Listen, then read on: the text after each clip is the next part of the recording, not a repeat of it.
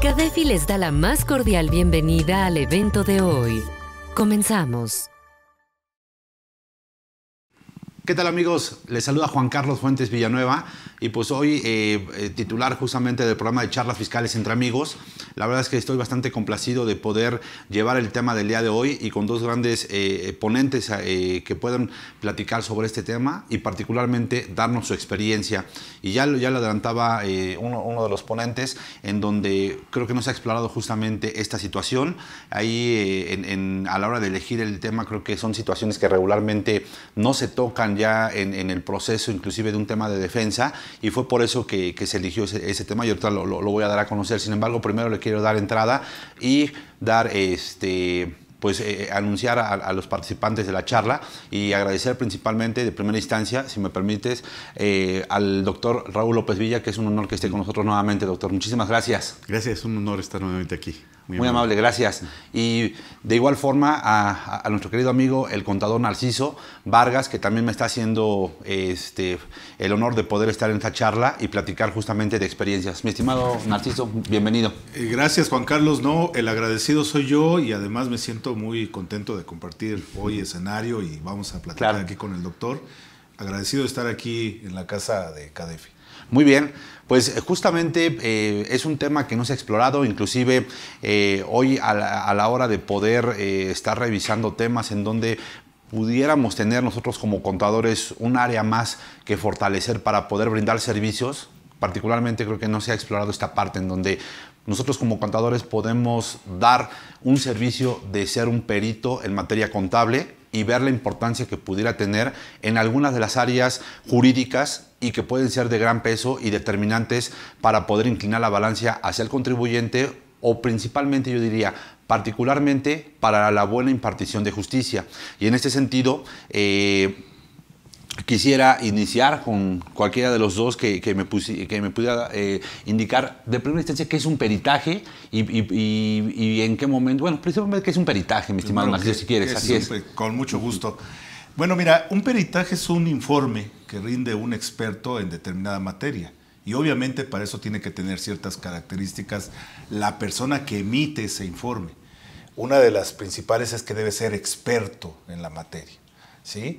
Y estos peritajes pues son a solicitud normalmente de quien demanda o del demandado, y en algún punto vamos a ver que hay incluso un perito que se califica como tercero en discordia, que es el que viene a dar un punto de vista distinto de estos dos primeros y que la autoridad recurre a él en algún momento porque dice, bueno, el demandado con su peritaje dice que procede esto, el demandante con su peritaje que procede esto otro, no me queda claro, y entonces dice, voy a llamar a un perito tercero en discordia para que él me dé luz en el asunto y yo pueda entonces terminar de finiquitar el juicio, ¿no? Claro. Entonces es un informe, y la importancia de este informe es que, como bien lo dijiste al principio, pues debe ser un elemento, una herramienta para la debida impartición de justicia. Claro. Le damos, o deberíamos de darle luz al juez, toda vez que los peritajes hay en distintas materias, ¿no? Estructurales, de la grafopología, por ejemplo, y los contables, desde luego, pues tienen una sección ahí que, como bien dices, no se ha aprovechado quizá al máximo, aunque yo en mi poca experiencia como perito te puedo decir que me parece que va a más. Afortunadamente los abogados se acercan más y también se acercan de diferente manera, porque antes era así como, en mi experiencia, era así como te doy el cuestionario y contéstalo, y últimamente ya me toca que me dicen, a ver, ven, vamos a ver de qué se trata, platiquemos, cuéntame, y entonces ya se elabora el cuestionario. Claro. Y bueno, y justamente para irnos enfilando a la materia fiscal, como bien comenta ya el contador Narciso, ¿se ha explorado realmente lo necesario este peritaje en materia contable y fiscal hoy con todo el tema de controversias? ¿Y cuál es su opinión, mi estimado doctor? Híjole, bueno, pues de entrada es un tema muy amplio, yo diría casi inagotable, porque en primera instancia es un medio de prueba, como muy claramente lo comentó el contador Narciso, y en este contexto el contribuyente tiene a su alcance, conforme a la Ley Federal de Procedimiento Contencioso Administrativo la posibilidad de ofrecer pues cualquiera de las pruebas para efecto de reforzar su dicho señalado en el escrito inicial de demanda. Y en ese contexto el Código Federal de Procedimientos Civiles se aplica en forma supletoria y esta sería una herramienta, un elemento de prueba. Yo considero en lo particular que ha sido un poco subestimado el tema de la prueba pericial y puede tener alcances muy interesantes. En este contexto, evidentemente, pues tiene que ser, como todos sabemos, un perito, un experto en la materia. Y permíteme nada más hacer ahí una aclaración impertinente, no pertinente, sí, en el sentido de que cuando un particular se le lleva a cabo una práctica de una facultad de comprobación, verbigracia el caso de la visita domiciliaria, pues entendemos que probablemente, por ejemplo, en el caso del 52A en un dictamen, pues lo hizo un perito, ¿no? Lo hizo un experto, un dictaminador que cumplió con una serie de requisitos e incluso una serie de exámenes que haya para que sea aprobado por el Colegio de Contadores, por ejemplo.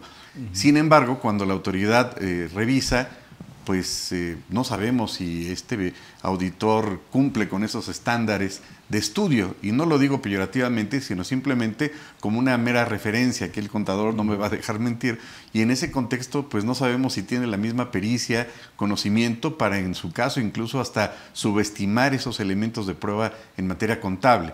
Y ya traspolado al escenario contencioso administrativo, evidentemente la prueba pericial, bueno, es muy importante para reforzar el argumento, el concepto de impugnación que haya referido el particular a través de la demanda y con ello reforzar su dicho.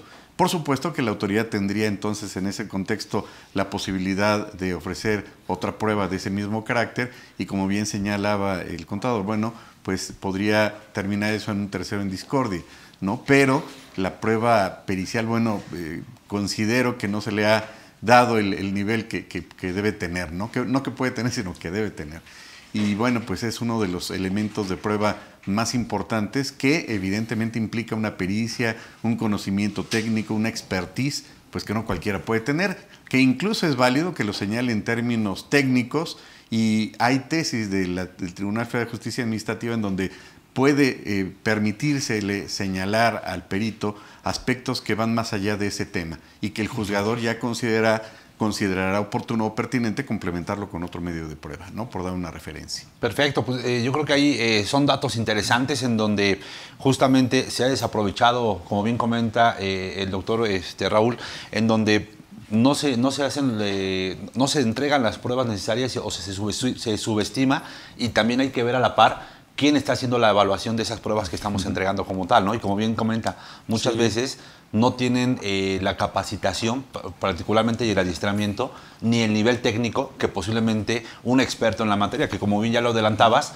¿quién debe hacer el peritaje? Un experto, ¿no? Que viene inclusive, si no me recuerdo, del latín peris, en donde justamente habla sobre el experto que tiene que emitir justamente este dictamen o este informe como tal. Bueno, ¿cuál es el perfil que debe de cumplir un contador y debe estar asociado o no asociado a alguna posiblemente a algún listado o identificación por parte de la ley o de alguna autoridad para poder emitir estos dictámenes? ¿Cuáles serían prácticamente los requisitos?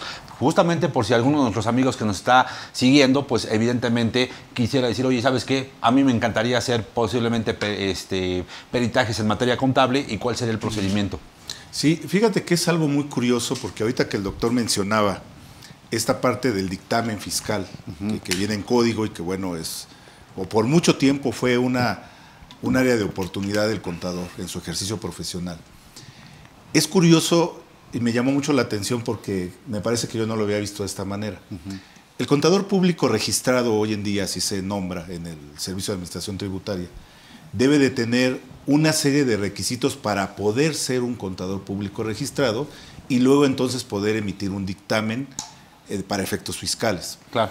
Y uno de ellos que tiene alrededor de sí una cantidad de situaciones que se deben de cumplimentar es el hecho de estar certificado. Exacto. Debo de pertenecer a un órgano colegiado, llámese instituto, llámese colegio, llámese asociación, de contadores públicos obviamente. Me debo de certificar a través de este órgano, que eso implica una serie de exámenes, no solamente cuando hago la prueba para poder certificarme como tal, sino que además cada año debo de cumplir con un mínimo de capacitación que demuestre que me estoy actualizando de alguna manera. Y luego entonces hago el trámite y me piden otra serie de requisitos que ya son más de forma. Ante el Servicio de Administración Tributaria me otorgan el registro si fuera el caso y entonces ya puedo dictaminar. Pero resulta que ciertamente cuando vemos la desaparición prácticamente del dictamen, y lo último que pareciera un regreso, y a mí me parece que no lo es, ya no se califica así al contador que hace el dictamen. Por diferentes circunstancias, seguramente conocidas muchas por la gente que nos está viendo y escuchando, por ustedes mismos sabemos que perdió como esa credibilidad del dictamen, pero con todos estos requisitos que acabo de mencionar, aún así dijeron no, ya el dictamen ya no me da tanta confianza como herramienta, pero curiosamente el perito sigue estando en el escenario y fíjense que para el perito no nos piden tantos requisitos. Claro. No son, es decir, de entrada ni siquiera tienes que estar certificado. No tienes que pertenecer tampoco a un colegio, puedes ser independiente, es decir, hay mucha gente que no le interesa estar en un órgano colegiado y dice, no, yo por mi cuenta. Y sí nos piden que documentemos, pero solamente que documentemos esa experiencia que decimos tener. ¿Sí? Obviamente, ¿con qué lo hacemos? Pues con diplomas, certificados de las escuelas, especialidad, maestría, etcétera, etcétera. Pero únicamente queda ahí, es decir, el tribunal no nos hace como un examen y nos dice, como en el momento que me certifico, ¿me explico? Entonces, contestando a tu pregunta, pero lo quise enlazar con el comentario es, tienes que ser experto en tu materia. Y eso lo demuestras como, pues en teoría, con tu trayectoria profesional y en los sectores que te hayas movido.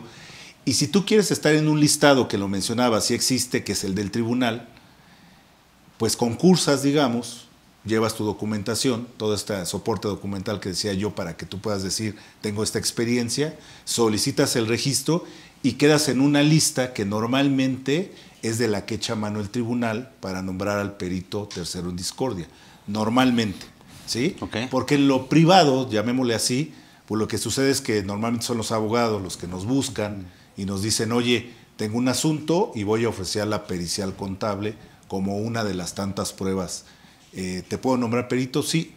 Y lo único que te piden es que te apersones, que lleves tu cédula, tu identificación, protestas el cargo, que es lo que se le llama a ese primer trámite, y luego tienes un plazo para rendir tu informe y luego concluyes ratificando ese informe, al menos en el Tribunal Administrativo. A mí me tocó un caso reciente en materia penal que cambia un poquito el procedimiento, ya lo vamos a platicar más adelante, claro, porque ese hasta me dio miedo a mí en lo particular. Yo había hecho puros administrativos y me toca uno penal y bueno, cambia un poquito, pero básicamente ese es, no hay como tal tanta exigencia para que tú puedas estar como perito. Perfecto. Muy bien. Pues, doctor, yo creo que aquí va a ser importante saber en qué momento el contribuyente puede solicitar justamente esta pericial y en qué casos, en su experiencia y en su expertise, es cuando solicita posiblemente esta pericial contable en esta actividad profesional que usted realiza. Bueno, antes de contestarte esta pregunta, me gustaría ampliar un poquito, de acuerdo a lo que acaba de comentar el contador. Adelante. El punto de la valoración de vida de la prueba en general. Un punto interesante en el tema de los peritos es que estamos acostumbrados como, digamos en general como contribuyentes y algunos empresarios que el embargo en vía administrativa se va a dar pues cuando ya no pagaron, cuando se les fue el plazo, siempre en los bomberazos, ¿no? Pero en algunas ocasiones no se ha considerado el embargo en vía administrativa como el 141, creo que es la fracción quinta del Código Fiscal, que previene forma de garantía. Es decir, el EVA, como se le conoce en la práctica, el embargo en vía administrativa se puede aplicar antes de que venzan los 30 días por parte del contribuyente. Es decir, como que tenemos muy etiquetado el tema del embargo en vía administrativa ya como parte del PAE, el procedimiento administrativo de ejecución, y van y embargan, que ahora nos queda claro que lo que embargan son cuentas bancarias generalmente, y ponen en jaque al contribuyente. Pero ¿por qué no? Lo que no está prohibido está permitido. ¿Por qué no aplicar el embargo en vía administrativa como una solicitud libre del contribuyente derivado del octavo constitucional dentro de los 30 días? Te ofrezco estos bienes, y ahí es donde entra a escena los peritos. Es decir, ¿qué se tendría que ofrecer? Bienes suficientes. Recordaríamos que ahí es el tema de la suficiencia de la garantía. La autoridad la va a calificar entre los 15 días. Y en este contexto, ¿se pueden ofrecer bienes muebles? Claro, en teoría no se tendrían que entregar, porque esa sería naturaleza de otro tipo de prueba, digo, de garantía. Y en este sentido, pues yo puedo decir, mis bienes están en tal lugar o la maquinaria está en tal lugar, aquí está la factura y el avalúo. Y es ahí donde entra la labor del perito, es decir, tiene que ser un perito que pueda llevar a cabo el avalúo correspondiente, que en este contexto pues puede ser incluso un corredor público.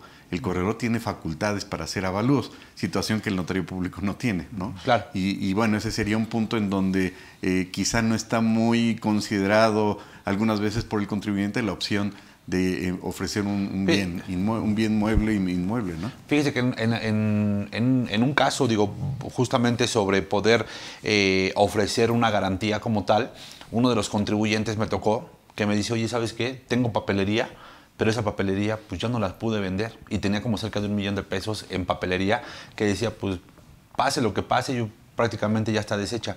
¿Esa en algún momento la podríamos evaluar y el propio, por medio del peritaje se podría entregar? Aún y cuando ya la considere como, podríamos llamar un desperdicio o parte de la merma que pudiera tener ese contribuyente. Sí, lo que sucede es que el contribuyente puede... Bueno, aquí hay un punto interesante a mí, y ya que estás en el tema de casos prácticos, me sucedió un asunto semejante en donde mi cliente estaba desesperado y qué voy a hacer, y le pregunté, ¿no tienes bienes que dar? Y dice, pues nada más tengo una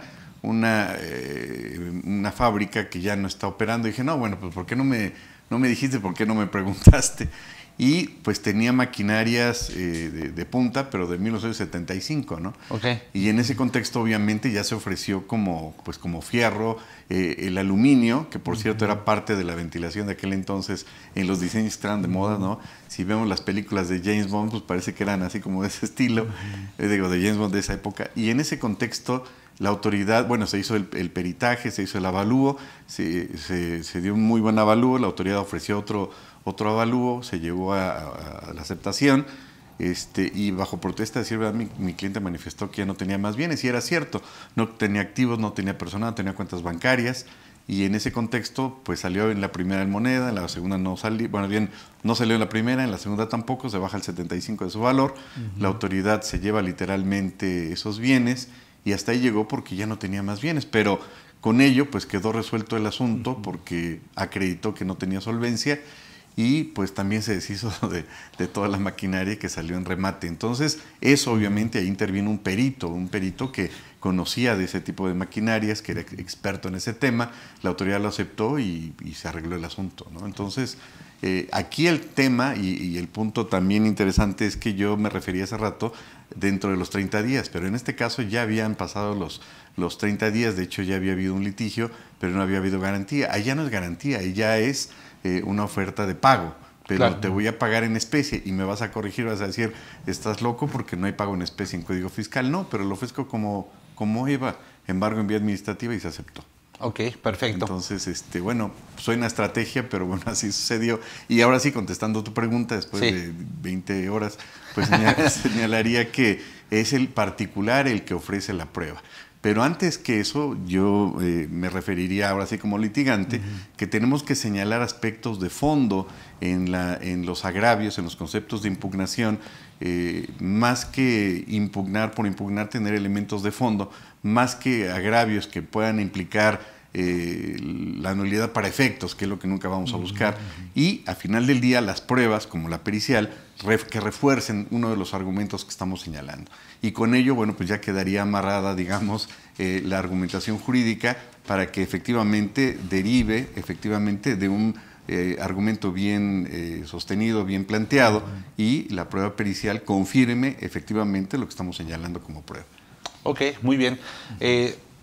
Y Narciso, una vez que ya tenemos como tal justamente esta aportación de la prueba que ya bien comenta el doctor, aquí básicamente a la hora de que aporto, ¿en qué materias podría ser esa aportación de peritaje? ¿En materia laboral, en materia mercantil, en materia inclusive fiscal? ¿En qué tipo de materias podría encuadrar justamente este peritaje? O en tu experiencia, ¿cuáles han sido las materias que has tocado? Pues mira, en mi poca experiencia, porque tampoco digamos que yo tengo tantos años haciendo peritajes, a mí me ha tocado civil, me ha tocado mercantil, me ha tocado obviamente en temas fiscales, aunque a veces lo angular, el soporte es contable. ¿Sí? Claro. Y hoy te voy a comentar un caso que fue de hecho de los primeros peritajes que yo hice, y creo que ahí fue donde dije, aquí hay una fuerza, híjole, de verdad, y que no la hemos aprovechado. Uh-huh. Y últimamente estoy haciendo uno que tiene que ver con un tema penal. Okay. ¿Sí? Entonces, yo lo que veo y considero es que en cualquier litigio donde parte de los elementos sea la contabilidad o lo fiscal y es donde tú eres experto, tú puedes ofrecer la prueba pericial. Que prácticamente sería, si tú me lo permites, en todas las laboral, áreas. Por ejemplo, sí, claro. También en laboral me han tocado muchos, sobre todo en temas que han tenido que ver con esta combinación muy curiosa.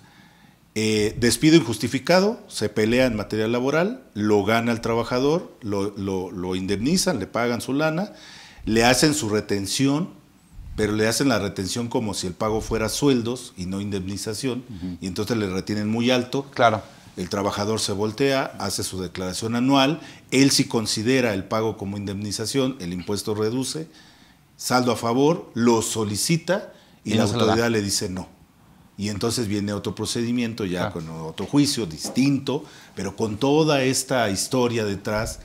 Y lo que nos toca ahí es valorar justamente qué era lo correcto a la luz de la ley del impuesto sobre la renta en cuanto a cómo manejas ese ingreso, y entonces fortaleces uno de los argumentos principales del abogado, donde dice no se debió de haber dado tratamiento como sueldo, sino como indemnización, y ahí sí, para valorar en este caso las exenciones, ¿no? A las cuales sí, claro, son mayores en caso de el tema de una indemnización, ¿no? Es correctísimo. Eso en materia laboral.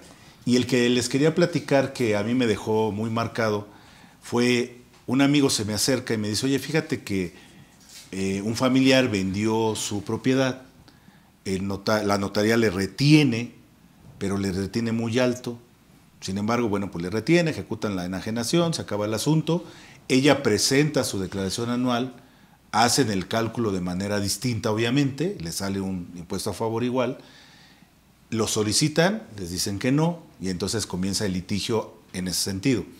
Y cuando a mí me hablan, me dicen, oye, es que necesitamos armar.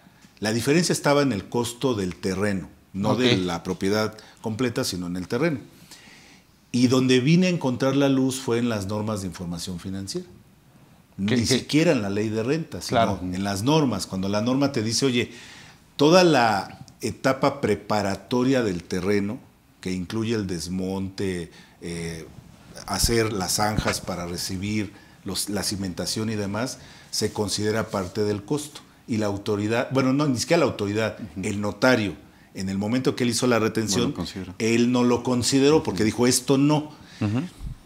Obviamente la autoridad ya cuando dijo, ¿por qué te voy a regresar este recurso? Pues no quería, ni siquiera se metió a revisarlo, pero con la pericial se apuntalaron y lo lograron sacar el tema, y ahí fue donde dije, no, esto de hacer un informe y ir de la mano, porque ahí sí fui muy de la mano con el abogado en cuanto a los reactivos y la forma de contestarlos, pues le dio, no quiero decir que fue el elemento definitorio, pero me parece que ayudó bastante para que ganaran el asunto. Claro, efectivamente. No sé si quiera comentar o agregar algo más, doctor. Es que va comentando y surgen ideas, como el hecho de lo que acaba de señalar claramente. Las NIF, bueno, son básicas, ¿no? Para el tema de una información de carácter contable.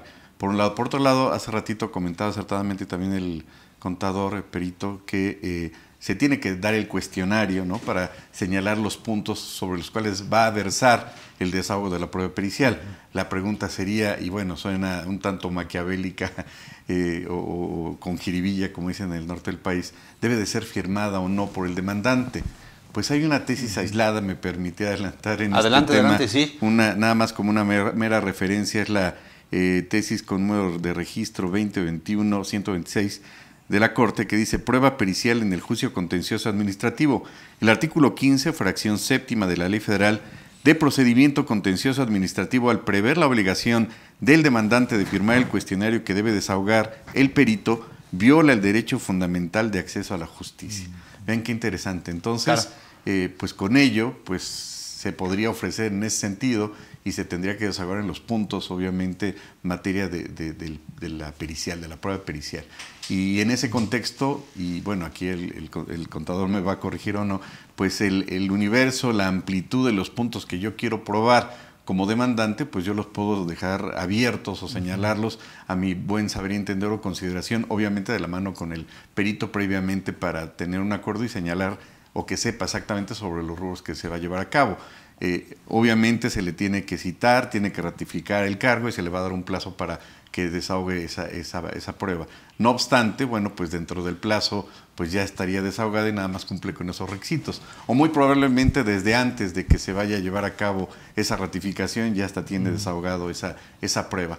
Pero esa es una gran ventaja, que el demandante puede establecer los puntos sobre los cuales verse y quiere aclarar, y que obviamente en términos técnicos también el mismo perito pudiera sugerir para que quedara cerrado el punto y aclarado lo más posible. Además de que queda a criterio del juzgador el ampliar ese punto con alguna otra prueba o considerar otro elemento, y además de que el perito también puede referir a otras materias que no necesariamente sean las de su expertise, porque tienen que ver con el caso. Y es un punto interesante, que podrían decir, bueno, sale de su área, sí, pero es parte de la naturaleza del acto, de lo que es materia de la controversia. Claro. Igual, quiero tocar un tema inclusive de la simulación de actos, para ver si podríamos entrar en un tema de peritaje también contable o en materia fiscal, porque al final del día la simulación de actos también pudiera ser un tema que se pudiera estudiar por medio de un peritaje, ¿no? Para ver si hubo real una simulación de actos o simplemente es una presunción por parte de la autoridad. Claro. Pero antes de llegar a ese punto, me tocó en alguna ocasión ver en una facultad de la autoridad de comprobación, en donde dice, ¿sabes qué?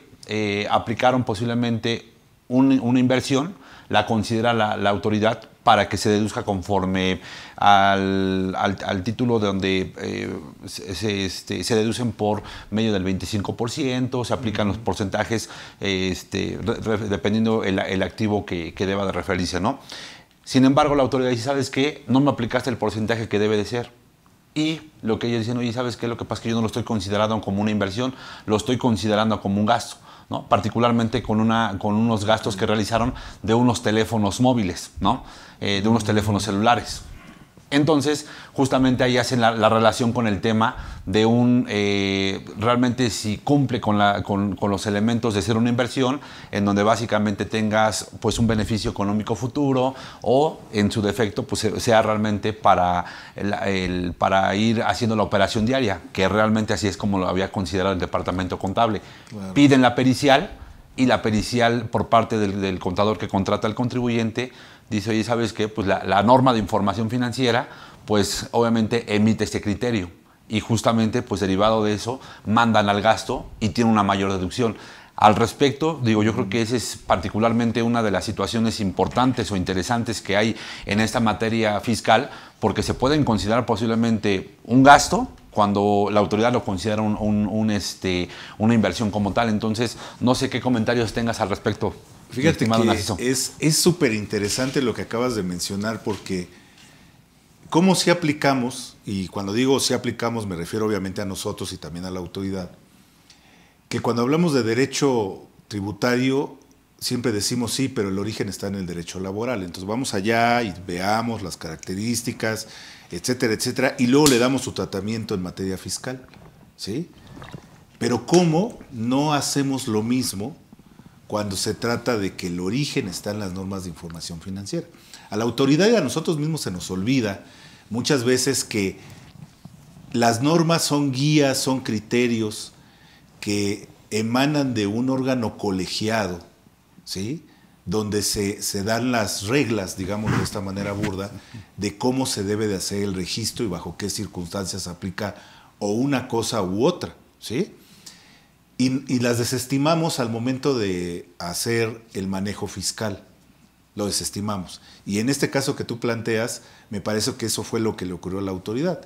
Desestima la parte de la norma y se va directo a la ley de renta, específicamente a los artículos 30 y tantos, donde vienen las deducciones, y dice, considero que le debes de dar el tratamiento de activo fijo, y entonces se tiene que deducir en un porcentaje que manejé como máximo para este bien, que ahí también tendríamos que ver si le aplica a cuál, dependiendo del equipo, porque sí, claro. hablamos, por ejemplo, de equipo de cómputo, pero hoy en día un smartphone, justamente fueron los puros teléfonos, es un equipo de cómputo. Es una herramienta. Pero si es un equipo que no tiene tanta tecnología en el dispositivo, pues a lo mejor pudiera ser un simple equipo de transmisión de datos o de telecomunicación y cambia el porcentaje de deducción. Entonces hay que valorar incluso eso. Pero, insisto, me parece que antes de eso yo tendría que ir a la norma, porque es lo que le da vida en el registro contable y de ahí surge el cálculo de la deducción. Entonces, salvo lo que ustedes opinen, a mí me parece que tanto la autoridad como nosotros de muchas veces desestimamos la parte, el marco contable que tenemos, que es el único en este país, que ya está prácticamente emparejado con las internacionales, pero lo desestimamos para ese efecto, cuando deberíamos de traerlo primero, como hacemos con lo laboral, como hacemos con lo mercantil, seguridad social, y luego le damos su tratamiento fiscal, porque solamente es, haciendo una analogía extraña, yo me parece que el derecho fiscal, la aplicación, es como ya mostrar el plato, ya con su guarnición y demás, pero el proceso de elaboración viene de otro lado. Sí, claro. Y lo perdemos de vista. Sí, efectivamente. Digo, y ahí podamos platicar de muchos temas, y yo quiero ponerle la siguiente situación al doctor, y que muy probablemente le ha tocado ver ese tipo de cuestiones, ¿no? Donde por ejemplo, le piden al contribuyente que exhiba contabilidad cuando realmente ni siquiera está obligado a llevar contabilidad, ¿no? Claro. Digo, pero, ahí adelante. Sí, esto desafortunadamente yo lo he visto en los asuntos que estamos llevando, en donde parecería que es una pequeña omisión de parte del autor, un pequeño error, ¿no? Y es un contribuyente que está asimilado a salarios y le pide su contabilidad y dices, bueno, jurídicamente me encuentro imposibilitado, no tengo obligación de dártela porque aparte de que no tengo obligación de llevarla, pues no me la puedes exigir. Y es ahí donde yo considero que está la labor también del abogado, porque se tiene ese error o esa idea o ese mito de que hasta que ya está la liquidación, pues voy a ver si me ayuda el abogado, a ver qué procede y que lo impugne. Claro. Pero ¿por qué no atender desde un principio la visita, la facultad de comprobación? Me ha tocado en asuntos en donde precisamente en ese rubro hemos contestado que jurídicamente estamos imposibilitados a desahogar en ese punto ese requerimiento. Y la autoridad no tendría por qué señalar alguna oposición, alguna multa y demás, pues porque efectivamente coincide conforme a derecho, ¿no? Y en relación, por cierto, de lo que comentabas hace ratito, que me quedé con la inquietud del comentario, pues más que implementar el tema de acreditar las operaciones inexistentes o no, o más bien sería acreditar la materialidad, y hasta qué punto entonces la prueba pericial puede servir como un elemento más para acreditar la materialidad. Está interesante el tema. La autoridad parece que se ha casado, valga la expresión, con el tema del contrato y la famosa fecha cierta, pero como que no cambia la brújula y como que todo va girando en torno a eso, ¿no? El centro de gravedad casi es el contrato, la fecha cierta, pero omite o o subestima más bien la autoridad todos los demás elementos de prueba que el Código Federal de Procedimientos Civiles, incluyendo el 210A, se pueden llegar a ofrecer. De entre ellos la prueba pericial.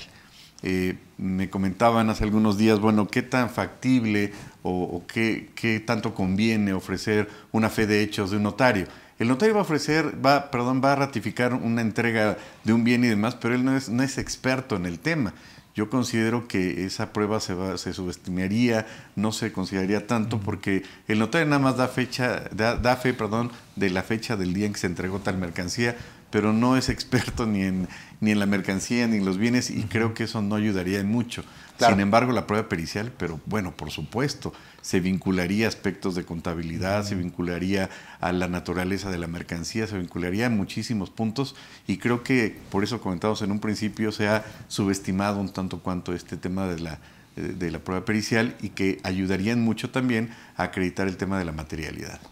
Ok, ahorita ya que tocó y justamente entrando a ese tema de la simulación de actos, les quiero poner la siguiente situación que fue real, que fue realmente una situación que nos tocó atender, y justamente creo que se entregaron todas las pruebas necesarias pero no sé si faltó ahí un tema de una pericial y a ver qué les parece. Les platico el contexto y también a nuestros amigos con el ánimo de que a la autoridad ya nada les satisface en el tema de las pruebas que se puedan entregar, aún siendo contratos, aún así entregando pruebas.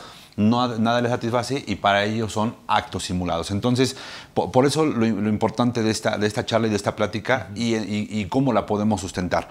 Es un hotel que se encuentra en Puerto Vallarta, que se dedica justamente a hacer eventos sociales y ese hotel le dice, contrata a un fotógrafo. Dice, oye, ¿sabes qué? Necesito de tus servicios para poder hacer el completo, el paquete de la boda, del banquete y obviamente de la fotografía, ¿no? Dice, sí, ¿sabes qué? Sí. Dice, oye, ¿sabes qué? Pues necesito que me traigas tu información fiscal para que te pueda dar de alta, me puedas emitir tu factura y yo te pueda hacer la entrega pues, de lo correspondiente, ¿no? De lo que te toca por el costo que tienes. Se factura, pero la factura y le entrega la información de una empresa que se encuentra dentro del 69. Error primero de la empresa por no estar, del hotel, por no verificar si está dentro de los listados o no, ¿no? Sí, claro. Se llega el fotógrafo, se hace la sesión de las fotografías, hacen todo el tema del rollo del proceso, ¿no? Pues obviamente me refiero a que llega a las 2 la novia, a las 2:30 se pone bonita, que le empieza a dar el aire para que se haga todo el rollo fotográfico y todo muy padre, ¿no? Se entrega esa parte de las pruebas de todos los escenarios y todo prácticamente de todo el itinerario que se tenía por parte del fotógrafo. Se entregaron todas las fotografías, firmados inclusive por los novios, con los testimonios inclusive de los novios, y la autoridad, simplemente por el hecho de que la empresa estaba situada dentro del 69 a los 2 o 3 meses de que hicieron la operación, dice, ¿sabes qué? Fue un acto simulado. Entonces, con disfraces y toda la cosa. Con cosa, disfraces, ¿no? Y con todo. Entonces, por eso hace rato yo toqué el tema, oye, realmente, ¿qué más se puede hacer ante entregar los elementos básicos, ¿no? De la operación? La factura, el pago, el contrato. Parte de las contestaciones decía, oye, ¿sabes qué? El fotógrafo no tenía una relación laboral con la empresa que le pagó. Bueno, ¿y eso qué? No es necesario. No es necesario, ¿no? O sea, yo tengo que acreditar entonces ahora la relación laboral o la relación de la prestación del servicio entre ellos. O sea, es algo ilógico. Por eso mi comentario al respecto de que hoy a la autoridad no le gusta o simplemente no le satisface ningún tipo de prueba. Para ellos todos son actos simulados, ¿no? Y ahorita me van a dar sus comentarios al respecto, pero sí creo que excede el poder no valorar ni siquiera ese tipo de pruebas. ¿Y cuál es la consecuencia? Pues de que el hotel ya lo mete por operar con esta empresa dentro del listado propiamente. Entonces, son situaciones que trae como consecuencia pues el que seas infectado o el que estés apestado prácticamente dentro de ese listado, ¿no? Entonces, no sé si alguno quiere darme sus comentarios al respecto. Y justamente, si hubiéramos podido hacer algo más en cuestión de la pericia contable. Claro. Bueno, si me permite. Adelante, doctor. Yo creo que todos los contribuyentes en general corren ese riesgo. Comentaba hoy en la mañana con un cliente que desafortunadamente, bueno, como están estructuradas las leyes, pues cualquier hijo de vecino, cualquier particular puede caer en esos riesgos, porque bueno, tendríamos que estar checando constantemente los clientes proveedores, y no solamente de los nuevos, sino de los que ya tenemos o que ya fueron hace los últimos 5 años, porque todavía estarían vigentes, ¿no? Claro. Es una locura, es casi como tener un área especial para estar checando constantemente las listas de si los contribuyentes de hace 3, 4, 5 años cayeron en ese escenario, porque hasta ese escenario también le seguiría pegando como EDOS. Comentábamos en alguna ocasión en este mismo foro que ya existen plataformas que ayudan de alguna manera por vía electrónica para rastrear si alguna persona física o moral está en ese escenario, y afortunadamente ya hay empresas que cumplen con esas con esos requisitos y de una forma muy rápida, ¿no? Claro que le tienen que dar sus claves y todas esas llaves y demás, que no sé si estén dispuestos algunos contribuyentes a hacerlo. Y segundo, bueno, pues en el caso que señalas, pues tendría que tener una fe de hechos, lo cual es absurdo. ¿Y quién en una boda va a llevar un notario ahí para que, a menos que sea parte de la familia y pues de pasadita me das la fe de hechos, ¿no? Así es. Además de ello, pues la autoridad va a presumir, ¿no? Y va a presumir ya por un precedente. También puede llegar a suceder en donde una empresa que sea EFO pues haya simulado el 60% de sus operaciones, pero el 40% sí lo haya entregado. Y la autoridad, como bien apuntabas, por ese precedente va a decir, pues yo agarro parejo y aunque me ofrezcas pruebas, para mí no sirven, ¿no? Claro. Ese punto fenomenal que manejó Maquiavelo, nuestros legisladores, de que pues sea la autoridad juez y parte, que ella vaya a valorar, pues ella va a determinar cuáles sí y cuáles no. ¿Con base en qué elementos? No tengo una idea. ¿Con base en qué expertise? Tampoco. ¿Quién lo va a determinar en visita domiciliaria? El auditor, como lo comentábamos, realmente es experto, realmente es conocedor del tema. Y bueno, si nos vamos también al tema de razón de negocios, cuando aplique es exactamente lo mismo. Y en ese contexto, bueno, pues tendría que tener todos los elementos de prueba el particular, teniendo desconfianza del proveedor, pues para armar todo un esquema, pero no en cuanto a la práctica, sino como la autoridad consideraría que se acredita la materialidad. O sea, considero que nadie en una boda pues va a llevar a un notario para dar una fe de hechos, ¿no? Por ejemplo, y aún así todavía la autoridad podría dudar, ¿no? Me queda claro, como lo hemos comentado, que en la exposición de motivos del 69, pues la autoridad señaló que el 70% de las operaciones las había llevado a cabo el Estado en simulación de operaciones inexistentes. Desde ahí tenemos que partir de esa base. Y también, por dar un ejemplo nada más, pues resulta que la Suprema Corte de Justicia es EDO también, ¿no? Okay, salió sí. por ahí en algún listado algún día. Entonces, nadie se salva, esa es la palabra, ¿no? Es como un poco parecido al COVID, ¿no? Pues tarde o temprano le pega a alguien, ¿no? Sí, claro. Indirectamente, involuntariamente, y ahí es la labor del contribuyente de cambiar esquemas de funcionamiento y demás para estar al pendiente de esa situación y en su caso tener la oportunidad de defenderse. Los EDOs son los que se salvan más porque la Corte ha establecido un criterio en donde tendría dos oportunidades. Una vez que se publicó la lista definitiva del EFO con los 30 días, que lo que ya hemos discutido respecto de la ilegalidad del EDO en su notificación y demás, ahí tendría que defenderse, y si se le barrió el plazo y a la autoridad se le ocurre en beneficio del contribuyente que lo revisen, ya tendría una segunda oportunidad para poder acreditar la materialidad. Qué curioso que el EFO pues no tiene esas mismas posibilidades, pero el EDO sí, por virtud de jurisprudencia, ¿no? Claro, digo, y ahí es súper interesante el hecho de que pues vaya, la autoridad simplemente se va pues digo, con lo que ella presume, ¿no? Porque al final es de manera discrecional, dice, ¿sabes qué? Pues a mí no me satisfacen las pruebas que me están entregando, y pues vaya, digo, ahí no es un tanto, creo que equitativo, y no se valoran las pruebas como debe ser, ¿no? Entonces, no sé si quieres hacer algún comentario al respecto, mi estimado Narciso. Fíjate que es muy interesante y es una cuestión que desafortunadamente muchos contribuyentes viven. Pero me parece que es correcto lo que dice el doctor. O sea, cuando él señala y dice, bueno, ¿quién lo va a valorar? ¿El auditor? El auditor, que a veces ni siquiera cumple con el perfil, que simplemente por la investidura, por el nombramiento que le dan en ese momento, pues ya es autoridad. Y con esa facultad, digamos, dice, este no, este sí. Lo llevamos a otra instancia, y a lo mejor hacemos valer un medio de defensa administrativo ante la misma autoridad, juez y parte. Y obviamente van a decir que fue emitido de manera correcta el crédito o la calificación, en este caso del 69. Y entonces, invariablemente me parece que lo que el contribuyente ya tiene que hacer, se tiene que olvidar de tabúes también, es que tiene que recurrir a los medios de defensa que tiene y irse a los órganos jurisdiccionales a defenderlo. Porque es obvio que si una empresa tuvo el 60%, lo decía aquí el doctor, de operaciones que sí fueron simuladas, vamos, supongamos que así fue. Es más, supongamos que el 90% fueron correctas y solamente una, por necesidad, por error, porque se dejó engañar, ni cuenta se dio, etcétera, cayó en esa situación, y entonces afecto, en este caso, al hotel, en tu ejemplo, pues eso no significa que no exista materialidad, que no haya una operación.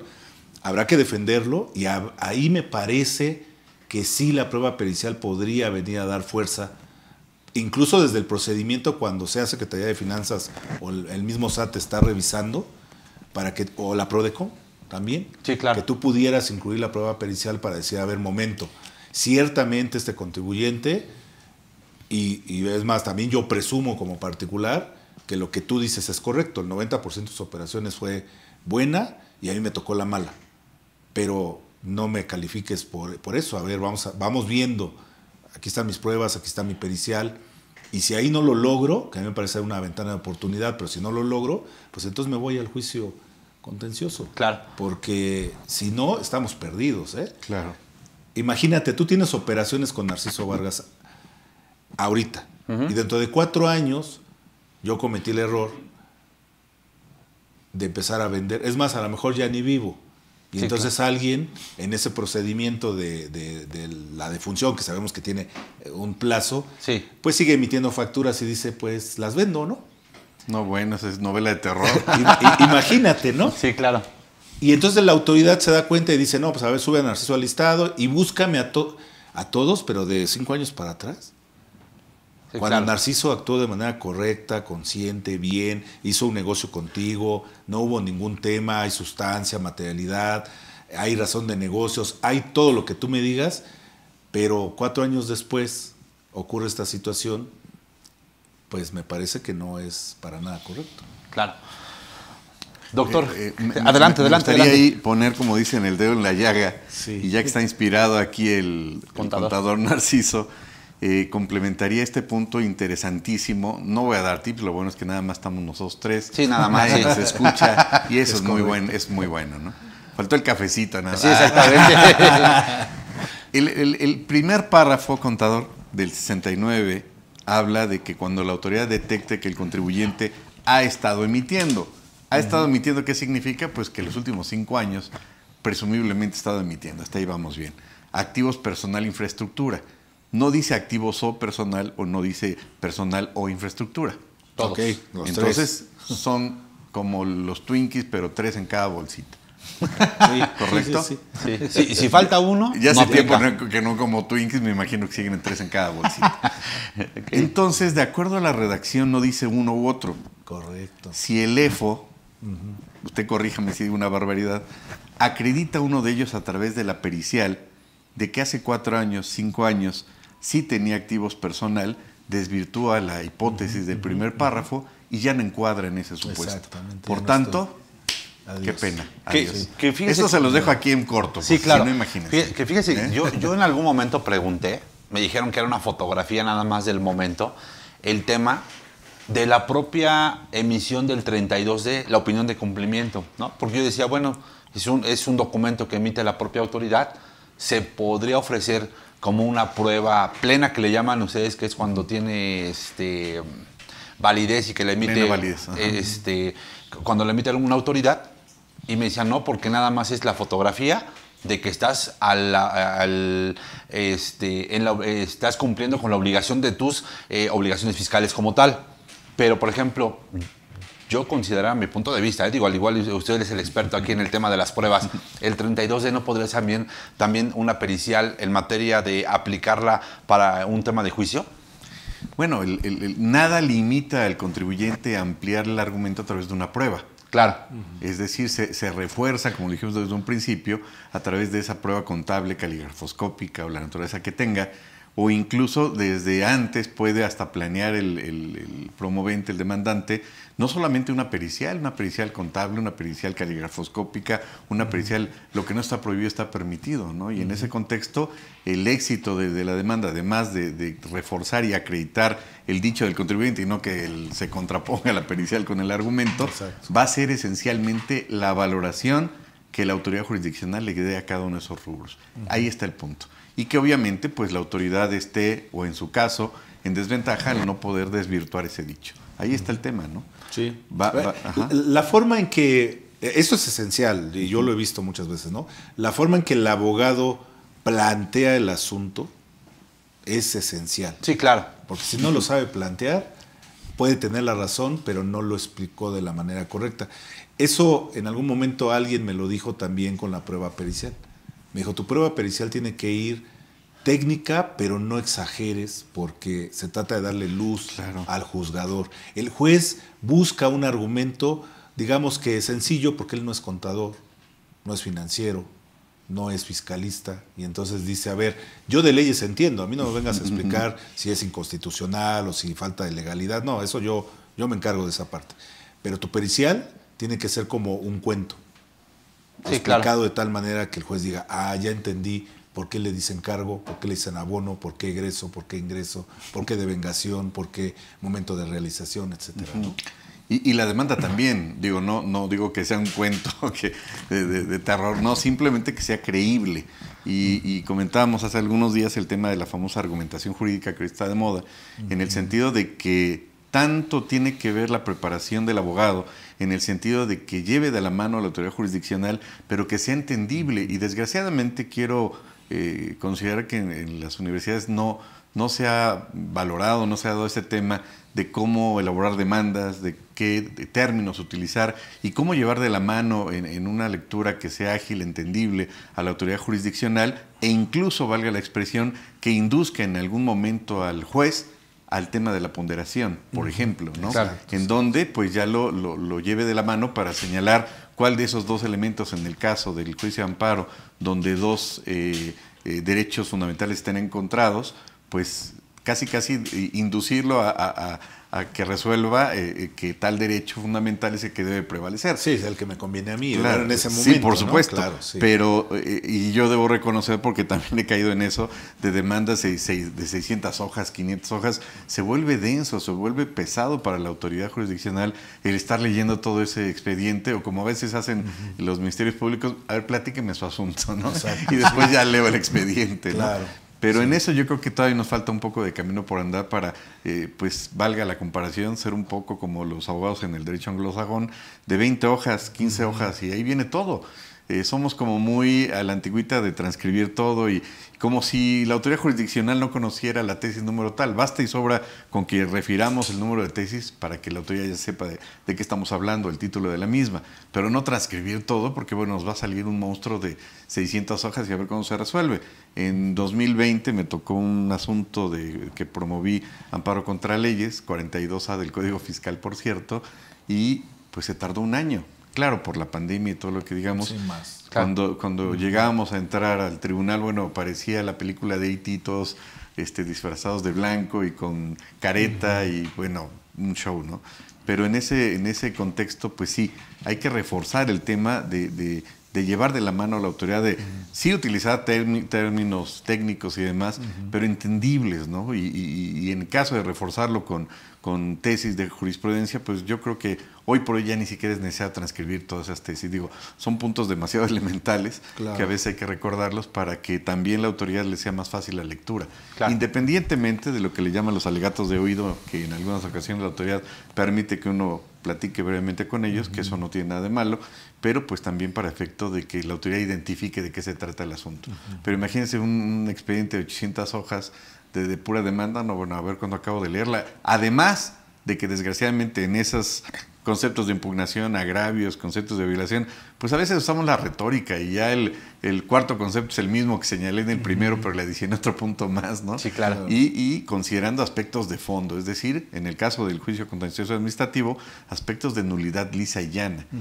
Si yo promuevo a ver si es chicle y pega, como dicen en mi rancho, para efectos, bueno, pues a ver qué día voy a ayudar a mi cliente, porque va a decir, bueno, pues gracias por ayudarme para que sea para efectos, ¿no? Entonces hay que buscar aspectos de fondo, eso es lo que yo considero. Ok, pues bastante interesante ya los comentarios tanto del doctor Raúl como los propios, mi estimado Narciso. ¿Qué es lo que se previene o qué es lo que se prevé más bien para este 2023? Que haya mayor revisión, que ya inclusive se empiece a aplicar el famoso 5A del Código Fiscal de la Federación en el tema de razón de negocio, en el tema del beneficio económico esperado y muy probablemente la valoración de ciertas pruebas que van a venir ligadas con el tema contable. ¿Cuál consideras tú? Y me gustaría también escuchar los comentarios del doctor Raúl, en donde cuál va a ser justamente ese proceso y la importancia de que podamos valorar esa relación del tema de las deducciones con respecto al propio ingreso, ¿no? Que va a ser súper interesante, Sí. que realmente tenga una razón de negocio propiamente esos gastos, esas erogaciones que estemos efectuando. Sí, fíjate que, bueno, ya vimos adiciones en este año, el año pasado, en código, en la misma ley de renta, limitaciones que vienen, desde luego, de latitudes externas, ¿no? La Claro. famosa OCDE del G20, vienen limitando. La misma ley de prevención de lavado de dinero ha tenido mucho que ver en materia fiscal hoy en día aquí en México. Y al gobierno, esta administración en particular, le ha funcionado muy bien el cobro coactivo. Claro. ¿Sí? Es donde la barra de esa gráfica ha ido en ascenso. Recaudamos más de lo que estimamos, claro, porque estimas en función de la actividad económica que tienes, sin embargo, estás recaudando a través de facultades de comprobación y le pegas normalmente ejercicios que ni siquiera fueron de tu administración. Eso me parece que lo vamos a volver a ver en este paquete, el próximo año va a seguir así, y lo que yo esperaría es ver mayor oportunidad, porque yo así lo veo, de que el contribuyente se defienda. Y entonces la prueba volvería a tomar, o debería de tomar un lugar en primera fila para ser un actor principal en estos juicios, porque no nos podemos quedar como contribuyentes en lo que la autoridad actúa, que desde luego está facultada, por supuesto, y todo el marco normativo se ha ido adecuando en ese sentido para darle cada vez mayores facultades. Me parece que no está mal, pero bueno, ahí tenemos los medios de defensa que justamente para eso están. Y ojalá, les voy a compartir, esto es algo que espero hacer, un artículo sobre el famoso ombudsman fiscal en México. Okay. Porque me parece que también debería de tener una fuerza ya distinta. Vinculante, sí, claro, ¿no? sobre todo vinculante. Porque si se queda en, oye, el vecino está gritando que se tira el agua, pero no le doy facultades para que venga la sierra, etcétera, pues de nada me sirve.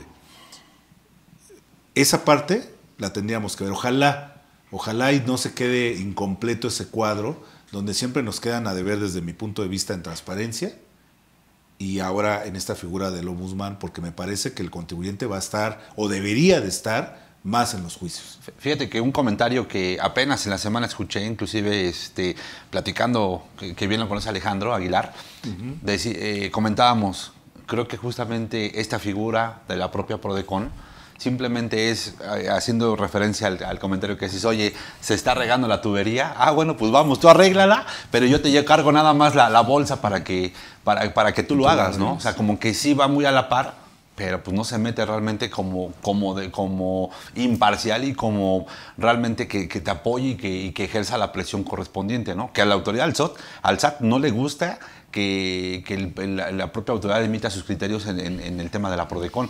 Sin embargo, sí está quedando de ver en ese sentido, en que se meta y que sea realmente ahí diferencia en los criterios que puede emitir. Digo, no sé sus opiniones. No, bueno, eso da para otro programa. Lo que pasa es que considero que la Prodecon en esta administración se le ha ido acotando, como que parece que se le quiere extinguir, ¿no?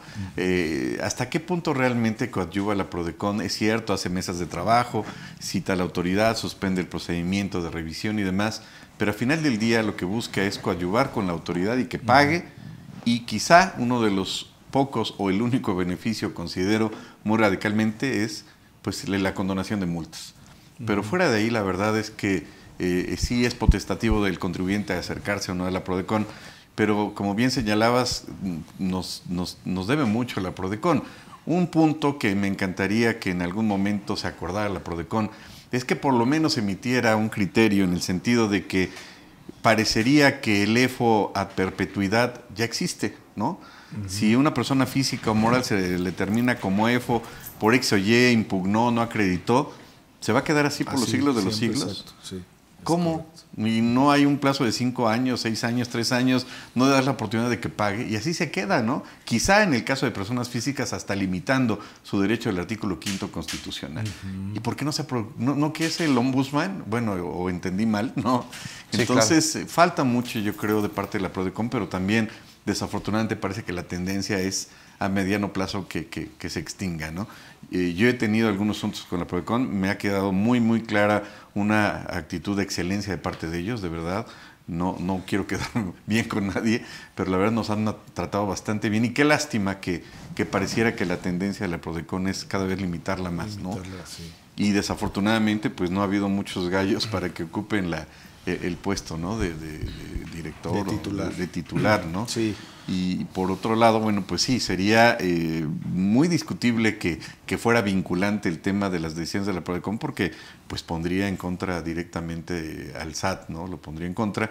Sin embargo, por otro lado, pues recordaríamos que las tesis de jurisprudencia que emite la Corte Interamericana de Derechos Humanos son obligatorias y son vinculantes. Claro. Lo hacen los colegas en las demandas, lo vinculan o no, en ese sentido no. Lo ofrecen como esta cosa juzgada refleja, ¿por qué no lo hacen, no? Ahora, en otro extremo y quizá ya más exagerado, se podría exhibir como una prueba una sentencia que sucedió, que se dio en Europa, en Alemania. Diría usted atinadamente, no es vinculante. No, pero quiero que apliques ese mismo criterio porque te da luz para esos efectos, por ejemplo, ¿no? Entonces yo creo que sí, nos falta un poco más de camino por andar para exhibir y exigir también a la autoridad pues la valoración de pruebas más amplias. Y finalizando el comentario, señalaría que en el tema de cuando ya entre razón de negocios en vigor, una vez que publiquen las famosas reglas que hayan estado detenidas, si es que llegan a existir, ¿hasta qué punto se podría acreditar la materialidad desde la perspectiva de la sustancia jurídica por parte de los peritos? Claro. Interesante, ¿no? Va a estar bastante ese interesante. tema no Sí. se ha abordado, ¿no? No sé. Yo creo que sí hay un reto ahí, porque obviamente el nivel de expertise que puedes tener en la materia contable o en la materia fiscal, pues a lo mejor está un poquito alejada de lo que pudiera ser la herramienta jurídica que se utilizó para darle o intentar darle materialidad a algo. Me parece que nosotros como peritos deberíamos de voltear más al marco normativo contable para darle fuerza a esa materialidad. Y desde luego que también valdría la pena que todos los contribuyentes comenzáramos desde ayer a hacer una especie de bitácora de todo lo que estamos realizando como operaciones, porque el día de mañana eso le podría servir al abogado para mostrarlo como una evidencia de... Y bueno, si me equivoco, corríjame, es la NIF 22 la que habla ya desde hace mucho de la sustancia económica y es en la cual pues también se podrían apoyar para efecto de ofrecerla para acreditar la sustancia económica dentro del procedimiento de revisión, sea facultad de comprobación o sea 69B. Al final del día es válido ofrecer esa prueba y por eso desde un principio comenzábamos con esa premisa de que hasta qué punto sea subvalorado, ¿no? El tema de no darle esa redimensión, valga la palabra, o redimensionar el tema de la prueba pericial contable en esos rubros, ¿no? Efectivamente, sí, digo, ahí está yo creo que el tema que va a ser súper importante y más la labor de los peritajes que se puedan hacer en materia contable, ya una vez que se pongan las reglas, que se dicten y que inicie este proceso de la razón de negocio y evidentemente del beneficio económico esperado, ¿no? Que es básicamente de lo que se platica. Perdón, ahí sí. Se me olvidó comentar eso. Ahí daría pie para ustedes. ¿Hasta qué punto existe ese beneficio, entre comillas, razonablemente esperado? ¿No? Híjole, bueno, yo tengo un tema con todo ese artículo del 5A, porque volviendo, es uno de los postulados básicos de sustancia económica. Es como uno de los pilares. Y básicamente este postulado lo que dice es, a ver, tú tienes que revisar la sustancia real de lo que está ocurriendo independientemente de la forma jurídica que se adopte para llevarlo a cabo. Sí, claro. Es decir, tú podrías tener, para mí el ejemplo más clarito siempre es, tú puedes decir a través de un contrato que lo que estás haciendo es un arrendamiento puro, cuando en la sustancia lo que estás haciendo es comprar el activo. Okay. ¿Sí me explicó? Y justamente en este postulado y en los demás, desde luego, pero en este en particular, me parece que es donde pudiéramos tener como un camino así amplio para poder fortalecer el tema de la materialidad. La sustancia sobre la forma. Siempre. ¿De dónde viene? Directamente de ¿Qué la OCDE. ocurre ¿no? realmente? ¿Sabe? Viene de la OCDE. Pero eso, yo lo he comentado, de alguna manera rompe los paradigmas que se han aplicado en nuestro país, porque evidentemente se introduce en el tema de derecho privado, de contratos, de convenios y de toda esa teoría amplísima del hecho jurídico y del acto jurídico, porque nuestro Código Civil de 1928 pues señala que aunque no esté entregada la cosa ni satisfecho el precio, claro, ya está la compraventa. Entonces, a ver, espérame, resulta que la materia fiscal me exige más requisitos que la materia civil. Sí. Y rebasa por mucho todos los requisitos de validez y yo diría que incluso de existencia que el mismo acto jurídico por su propia naturaleza exige en la materia civil. Es decir, el Código Fiscal pues establece a su manera los requisitos de la materia civil. Fija las reglas que no vienen en la materia civil. Sí, ¿no? y yo lo entiendo así, digo, no estoy de acuerdo, desde luego, lo que dijo es muy correcto. Pensé que no estaba de acuerdo. Sí, Bueno, perdón. No estoy... Objeción, dije, bueno, está bien, ofrezco una pericial. No estoy de acuerdo en esto. Ciertamente, el origen de muchas figuras está en el derecho civil. Sí, así es. Y las tomamos y las aplicamos en materia mercantil, laboral, etcétera, pero llegan al mundo fiscal. Y cambia como todo. El derecho viene a normar conductas, y aquí la conducta no es esa institución que nació en el derecho civil, sino es el pago o no pago de la contribución, entonces le finco más requisitos. Sí, claro, así de claro. Ejemplo clásico, sí. Asociación en participación. A mí no me interesa que sea un contrato. Dice la ley tributaria, para mí es una persona moral. Se acabó. Sí, claro. Sin las formalidades ni nada. Nada. Ellos más ni cambiaron. Sí, simplemente dices, entras a mi casa, aquí te comportas. Estas son las reglas. Exacto. Sí, claro. A la casa que fueres, haz lo que vieres. Sí, pero nos va muy mal en esa casa. Sí, pero bueno, ahí es un tema muy profundo, diría yo, pero finalmente muy fácil de entender en el sentido de que, por referirlo, y creo que ya lo habíamos comentado en alguna ocasión, ¿cuáles son los elementos de existencia del acto jurídico? Y es derivado literalmente en 1928, teoría francesa, derivado del Código Napoleónico, nada más, ¿no? La voluntad de las partes, que las partes tengan capacidad, licitud en el objeto y la solemnidad. Y si el licenciado y yo celebramos un convenio verbal y me vende su carro y yo estoy de acuerdo, y ya está el contrato, ya está el acuerdo de voluntades, ¿se requiere una solemnidad? No. Si acaso un contratito y este documento para liberarlo de responsabilidad, de lo que fuera, ve el carro, se cumplió con los requisitos, se cumplió, tiene validez. ¿Las llantas forman parte de la existencia del acto jurídico? No, ¿verdad?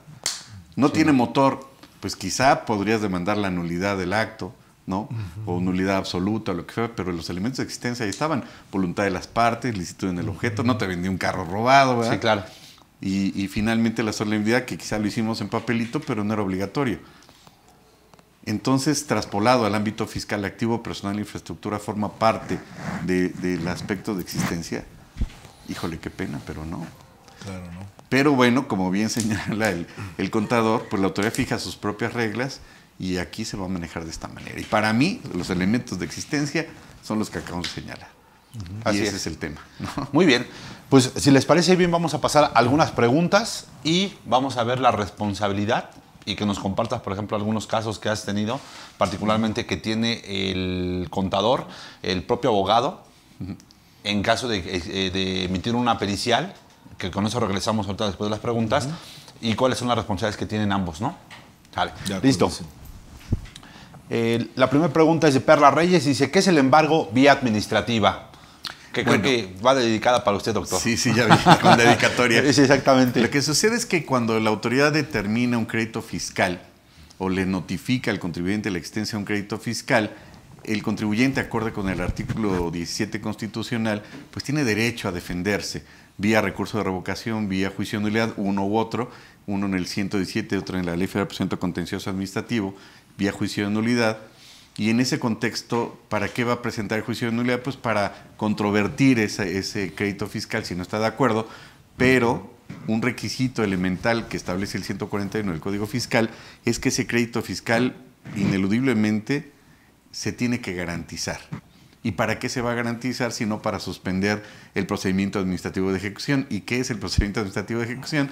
Que la autoridad pasados los 30 días que tiene para defenderse el contribuyente, tiene todo el derecho del mundo de ir y cobrar.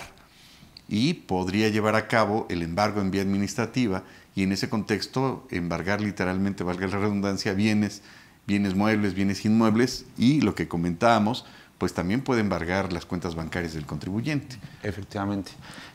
Bueno, digo ahí complementando un poquito, salvo no se garantizaría cuando hay un procedimiento que sería el exclusivo de fondo, ¿no? Que ya tiene muy particular sus reglas, ¿no, doctor? El juicio exclusivo de fondo, cuando se publicó y cuando salió que es relativamente las últimas reformas de la Ley Federal de Procedimiento Contencioso Administrativo, yo dije, ay, qué bien, qué interesante, ya nos estamos pareciendo un poquito a la oralidad, qué bueno. Claro. Pero ya que uno lo empieza a leer de fondo, es difícil. Dios mío, no lo lleven a cabo, no lo hagan en sus casas. ¿Por qué? Sí. ¿No? ¿Por qué? Porque ahí viene un problema, perdón que lo vea bajo una perspectiva más radical. Se supone que deriva de aquellos vicios derivados de facultades de comprobación, visita domiciliaria, revisión de gabinete, revisión electrónica, siempre y cuando el promovente acredite que se trata exclusivamente de aspectos de fondo, es decir, que implicarían nulidad lisa y llana. Ok, ¿en dónde viene el catálogo en donde yo sé cuáles son los aspectos de fondo? En una sala me pueden decir que ese es de fondo y en otra que es para efectos, que es de forma.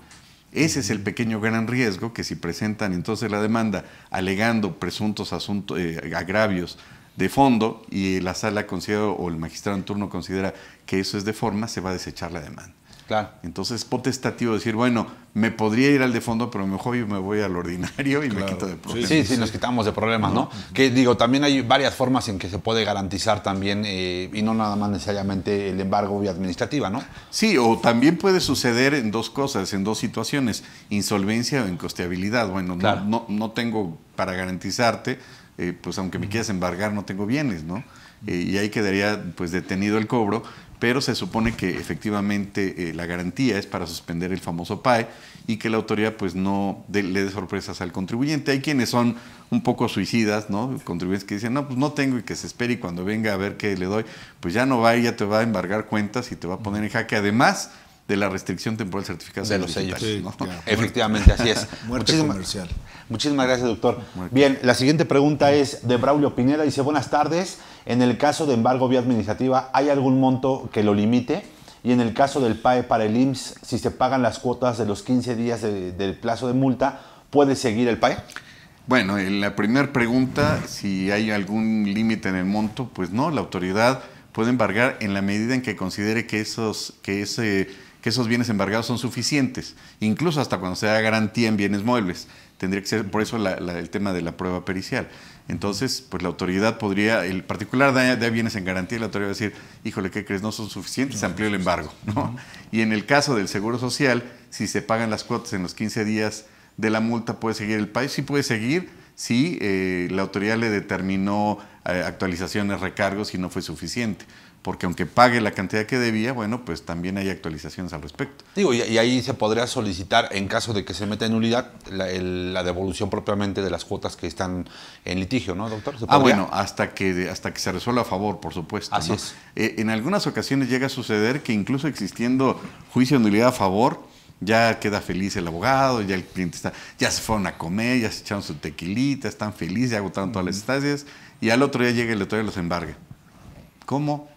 Bueno, pues es que no hubo comunicación entre las áreas del SAT y resulta que no estaban al tanto de la sentencia, etcétera. Entonces, sí hay que pedir la devolución de las cantidades de la garantía y demás, y hay que notificarle a la autoridad que cancele esas garantías en todo caso.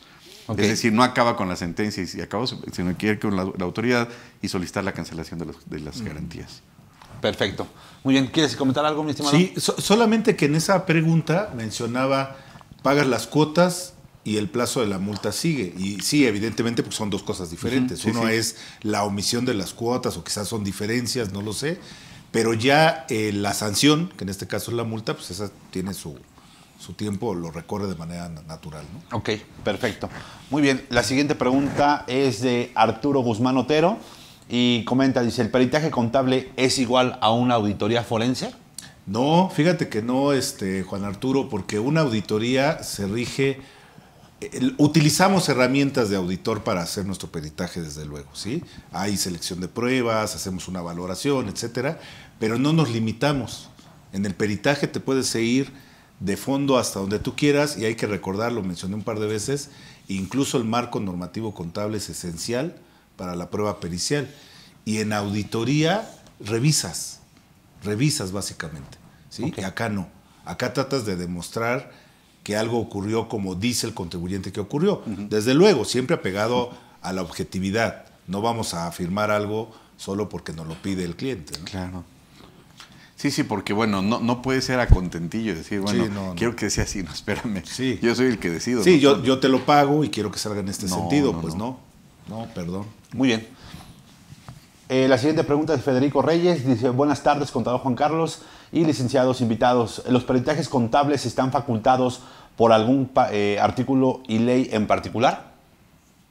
Bueno, se regula en la Ley Federal de Procedimiento Contencioso Administrativo las reglas en cuanto al procedimiento para el ofrecimiento de las pruebas, para su desahogo, para su valoración, y es en la Ley Federal en el Código Federal de Procedimientos Civiles, pues en donde viene el catálogo de todas las pruebas que se pueden ofrecer en forma supletoria, porque obviamente en la Ley Federal de Procedimiento Contencioso no viene ese catálogo, ¿no? Y dentro de esa referencia, pues vienen las pruebas periciales. Y ahí quedará a consideración del demandante, pues no solo ofrecer una pericial, puede ofrecer las periciales que considere. Y bueno, digo, ya que está ahí platicando sobre el tema del ofrecimiento de las periciales, ¿en qué momento, por ejemplo, de las facultades de comprobación o del proceso o del propio litigio, puedo ofrecer justamente estas periciales? Bueno, desde que se presenta la demanda se ofrecen las pruebas. Ok. Desde ese momento. En materia de recurso de revocación se pueden anunciar. Hay un tema interesante en el 117 del Código Fiscal, recurso de revocación, que bueno, se presenta así por vía electrónica, pero ahí las anuncia y a posteriori las presenta. Pero en materia de juicio de nulidad se ofrecen y en ese momento se refiere sobre qué temas va a versar ese tipo de pruebas. Cuando se presentan las pruebas, puede venir una contrapropuesta, posiblemente hablando de la autoridad que diga, oye, ¿sabes qué? Yo ofrezco unas periciales para poder aplicar unas deducciones. El caso concreto, por ejemplo, el que platicamos hace rato del tema de la deducción de inversiones. Y la autoridad puede solicitar el tercero en discordia. ¿Y en qué momento ahí podría aplicar, mi estimado Narciso?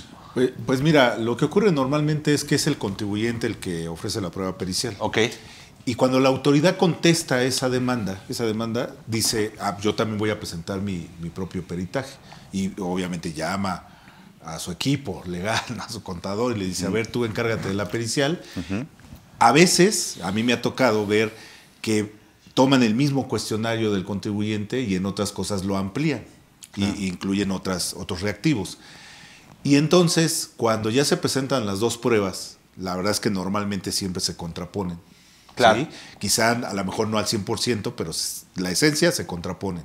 Y entonces el juzgador dice, no, a ver, un momento, regrésense a su esquina y yo le voy a hablar a un tercero en discordia y le voy a pedir que conteste el mismo cuestionario, ya sea en su forma normalita o ampliado, sin que vea estos dictámenes para que tampoco se me vicie y órale, vas, contéstame. Y ahí es cuando entra el tercero en discordia. Ahí es donde entra el tercero en Exactamente. Ok, y ya obviamente con base a la información que le haga llegar el perito que trae el juzgador, ya con ese me imagino que emite la sentencia. Te dan acceso a todo el expediente y a lo que tú pidas. Como perito tú puedes pedir todo. Sí, puedes pedir, obviamente si es por parte del contribuyente, pues le dices, oye, déjame ver la demanda, déjame ver tu contabilidad, déjame ver el expediente, voy a revisarlo. Y el tercero, pues obviamente tiene acceso a todo eso, para que él pueda valorar y emitir un juicio. En materia penal, por ejemplo, peritaje contable, ¿qué te has encontrado? Mira, este que me encontré, y qué bueno que me das oportunidad de platicarlo. Gracias, gracias a ti por compartirlo. Justamente hoy fui al tribunal a ratificar el dictamen, pero resulta que por una cuestión ahí que no me paré a averiguar, pero estaba cerrado, había una manifestación afuera del penal y no hubo oportunidad de entrar. Pero yo desde que me invitaron a hacer este trabajo, pues la verdad es que yo dije, sí, pues peritajes, pues lo hago, no hay tema. Pero cuando fui a protestar el cargo, doctor, me encuentro que a darle lectura al escrito, me aperciben de que si no presento, en el administrativo ocurre esto, si no lo presenta, la prueba se da por desechada, no presentada, ya no la puedes volver a presentar. Bueno, pues ya, digamos que el perjuicio va para el contribuyente. En lo que no recuerdo, doctor, ahorita, porque la verdad es que solo lo leí y dije... Me dio miedo. Sí.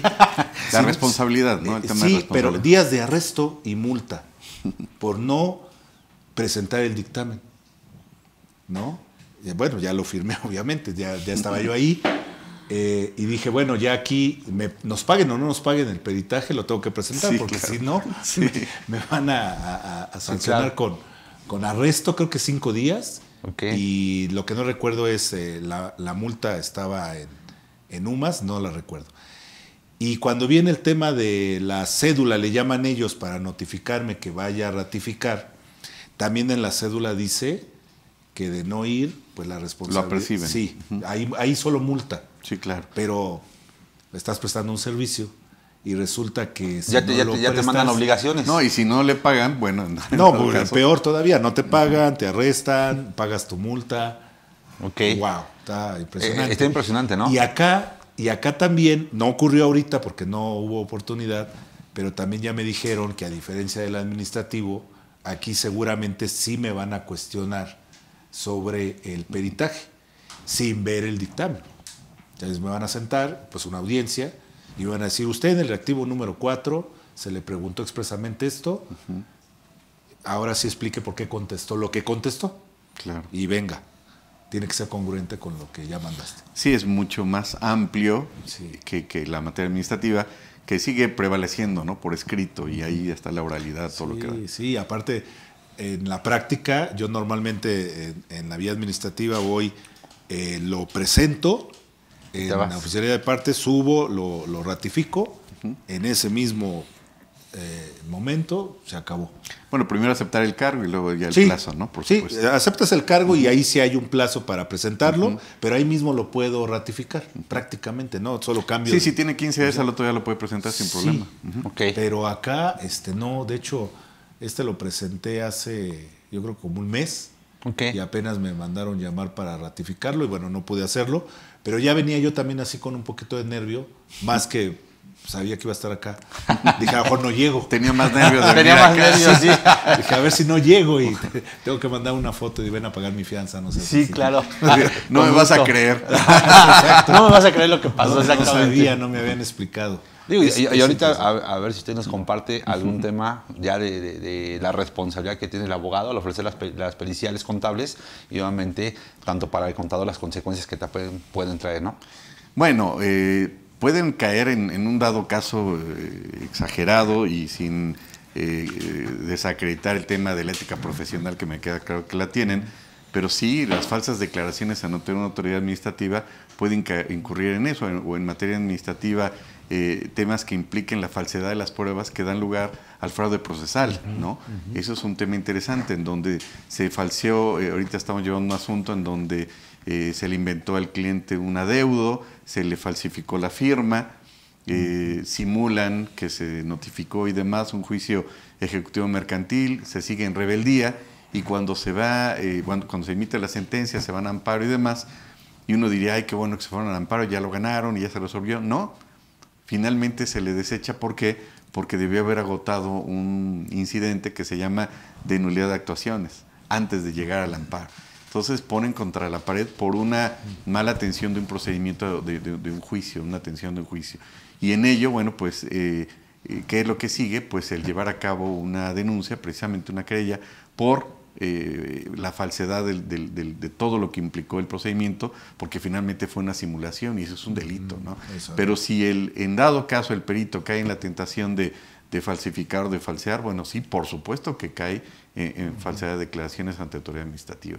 Ese sería lo que yo consideraría el riesgo que cae, pero en materia fiscal, bueno, pues la responsabilidad solidaria, sabemos que queda en el 26 nada más.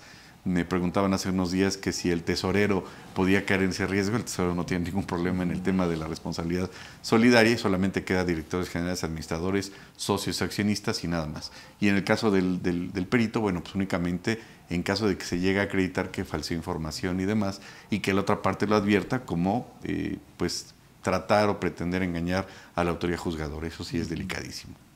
Y ahí sería que, en este caso, algún tema ya penal de prisión o simplemente una falta administrativa con alguna multa. No, ya se tipifica como un delito, por supuesto. Y tendría que hacer un procedimiento el propio contador para poder... No, se tendría que presentar la denuncia Sí. y acreditar, obviamente, en el momento en que se presente la querella, todas las pruebas para efecto de demostrar que ahí hubo una falsa de declaraciones, que se tergiversó la información, como el caso de la pericial que ya comentábamos. Ok. Y ya debidamente integrada. Ni siquiera hoy en día la autoridad cita a las partes como antes, sino ya se le da vista directamente al juez de control. Ok, perfecto. Y para el abogado, ahí sí, que está que ofrece las pruebas periciales, para él sí no hay mayor inconveniente. No, bueno, tiene que advertir exactamente en dónde están esas inconsistencias, dónde están esos engaños y tiene que demostrarle al Ministerio Público. Al final del día, el Ministerio Público, hasta que no quede satisfecho, entre comillas, de que efectivamente está acreditando todo eso, no integra debidamente la carpeta. Pero sí, se puede dar esos dos delitos, diría yo. Pero, a ver, eso suena interesante. A ver, eso sí me interesa. Al fin está uno ahí haciendo peritajes a diestra y siniestra. Aquí está mi tarjeta. Sí. Pero me parece que yo así entendí la pregunta de Juan Carlos. Sí, claro. Permíteme replantearla aquí con el doctor. Sí, adelante. O le entendí mal, ¿no? Es decir, yo soy el perito y usted me pide que haga una pericial. Y me dice, ¿sabes qué, Narciso? O sea, este asunto lo tenemos que ganar. Y lo tenemos que ganar porque lo tenemos que ganar. Entonces te voy a pedir, te voy a percibir de que induzcas tus respuestas hacia este punto. Sabido... Lo dice muy elegante. De que no es correcto. Sabido de que no es correcto. Okay. Y entonces, bueno, pues presentamos la prueba, la autoridad se pone muy buza y dice, aquí estuvo mal. ¿Cuál sería la responsabilidad para el abogado? Para el perito ya no las dijiste, doctor. Ya me dijiste, oye, el perito falseó una prueba, porque él la presentó, pero iba de la mano. ¿Ahí qué ocurre con el abogado? Bueno, ahí es un escenario muy distinto. Sí, yo partía de la base de que, pues, por X o Y situación, el perito falsea, tergiversa la información o inclina la balanza como uno queriendo hacia el punto, a pesar de que contablemente o de que en su conocimiento técnico no daba ese resultado. Exacto. ¿No? Y finalmente actúa con ética y dice, pues no, 2 más 2 es 4 y no son 8, ¿no? Ahí me preguntan cuál es la responsabilidad del abogado. Bueno, el abogado ofrece la prueba. Él cumplió con el requisito. O sea, ahí cuál responsabilidad si se le tergiversó la prueba, no se dio como él esperaba y finalmente salió o coincidió con la prueba de parte de la demandada. Pero como responsabilidad directamente del abogado, no. En ese contexto, pues quizá quiso inducir al perito en X o Y él hizo su trabajo correctamente, por supuesto. Y eso me queda claro, ahí depende, obviamente, y estamos hablando de la ética profesional, y en ese contexto, bueno, pues consideraría que como responsabilidad como tal, pues no, porque en el expediente ya se acreditó debidamente la prueba, ¿no? Sí, obviamente porque también es responsable el perito, pues obviamente de la información que está proporcionando como tal, ¿no? Claro. Digo, así lo entiendo, Sí, la respuesta por parte del contador. Y además que la autoridad jurisdiccional debe de llevar a cabo...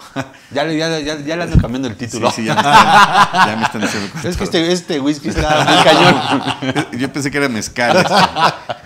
Y en ese contexto, bueno, el punto es que la autoridad debe llevar a cabo una exacta valoración de cada una de las pruebas y no puede tampoco subestimar la pericial. Claro. Y ese es todo un tema, ¿no? Tanto en el procedimiento administrativo por parte de la autoridad, como ya en una autoridad jurisdiccional como el caso del tribunal, ¿no? Muy bien. Pues si les parece bien, vamos a seguir con las preguntas y retomamos ahí algunos puntos de las charlas para ir cerrando prácticamente. La siguiente pregunta es de Román y nos dice, marcha a la Secretaría de Hacienda y Crédito Público para manifestarse con fundamento, con fondo y forma, sino de terror fiscal. ¿Puede caber el contexto de sobre ejercicio de facultades e imposición contrario a lo establecido? Bueno, perdón. No, adelante. Yo aquí comentaría que hay un autor español que tiene un libro que recomiendo amplísimamente y que se llama Ilícitos Atípicos, el maestro Manuel Atienza, y él refiere precisamente a lo que comenta Román Cruz. La autoridad puede incurrir en estos ilícitos atípicos que refiere este autor, que aunque es un texto de España, queda exactamente a nuestro país, en el sentido de que la autoridad administrativa puede caer o incurrir en abuso de autoridad, en abuso de ley, en actos de arbitrariedad. ¿Y por qué ilícitos atípicos? Porque finalmente es un ilícito, pero no está tipificado en ordenamiento legal. La autoridad está llevando a cabo una indebida interpretación de la ley, está llevando a cabo actos arbitrarios, y para ello existe entonces el control de constitucionalidad y el control de convencionalidad. ¿Quién lo hace? Pues el juez de distrito a través del juicio de amparo, cuando el contribuyente demuestre o acredite que la autoridad sea pues desmedido o exagerado o ha caído en este tipo de escenarios a través del amparo indirecto en donde se reclame la violación de los derechos fundamentales. Entonces, ese sería, digamos, el mecanismo de control para impugnar esos abusos de parte de la autoridad. Pero efectivamente, pues en ocasiones la autoridad interpreta su buen saber y entender e incurre en este tipo de situaciones, o en su caso incluso en malas prácticas, ¿no? Como notificar por teléfono, claro, o ese tipo de situaciones, o amenazar al contribuyente, que efectivamente ese caso sí está tipificado, pero pues ahí queda el estar al tanto de ese tipo de actuaciones de parte de la autoridad para efecto de proceder legalmente como debe de ser, ¿no? No consentir esos actos. Ahora, ¿qué hacer en el caso en donde la autoridad me requiere, y ya me refiero concretamente al caso en donde le requiere al contribuyente su contabilidad de informes y demás, pero sabemos que por vía de gestión no lo puede hacer? Tiene que hacerlo por facultades de comprobación. Y si no le doy esa información, me multa. Y si se la doy, consiento un acto ilegal. Claro. ¿Qué debemos de hacer? Aquí está mi teléfono. No, ¿qué debemos de hacer? Pues impugnar ese acto, porque claro, de lo contrario estamos consintiendo los actos de la autoridad. ¿A través de qué? De juicio de amparo, ¿no? Entonces, claro, no porque venga en el 42 aquí sí que esté legal y que cumpla con los requisitos. Está claramente establecido de parte de la Corte, en ese ejemplo, por dar una referencia, pues un precedente de la Corte de que ese artículo es inconstitucional y no puedo darle información a la autoridad de mi contabilidad por una facultad de gestión. Claro. Digo, por dar un ejemplo, ¿no? Claro. Efectivamente, sí. Ok.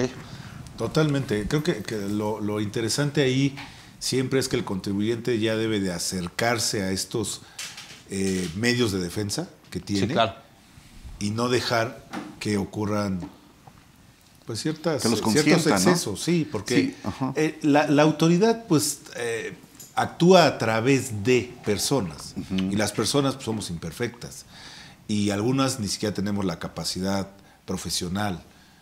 Así ocurre, hay que decirlo. Entonces llega la persona y dice, no, pues esto no va, pues ya me causó un perjuicio y si lo consiento, ya caí en el error. Lo que debo de hacer justamente es buscar el medio de defensa adecuado y hacerlo valer.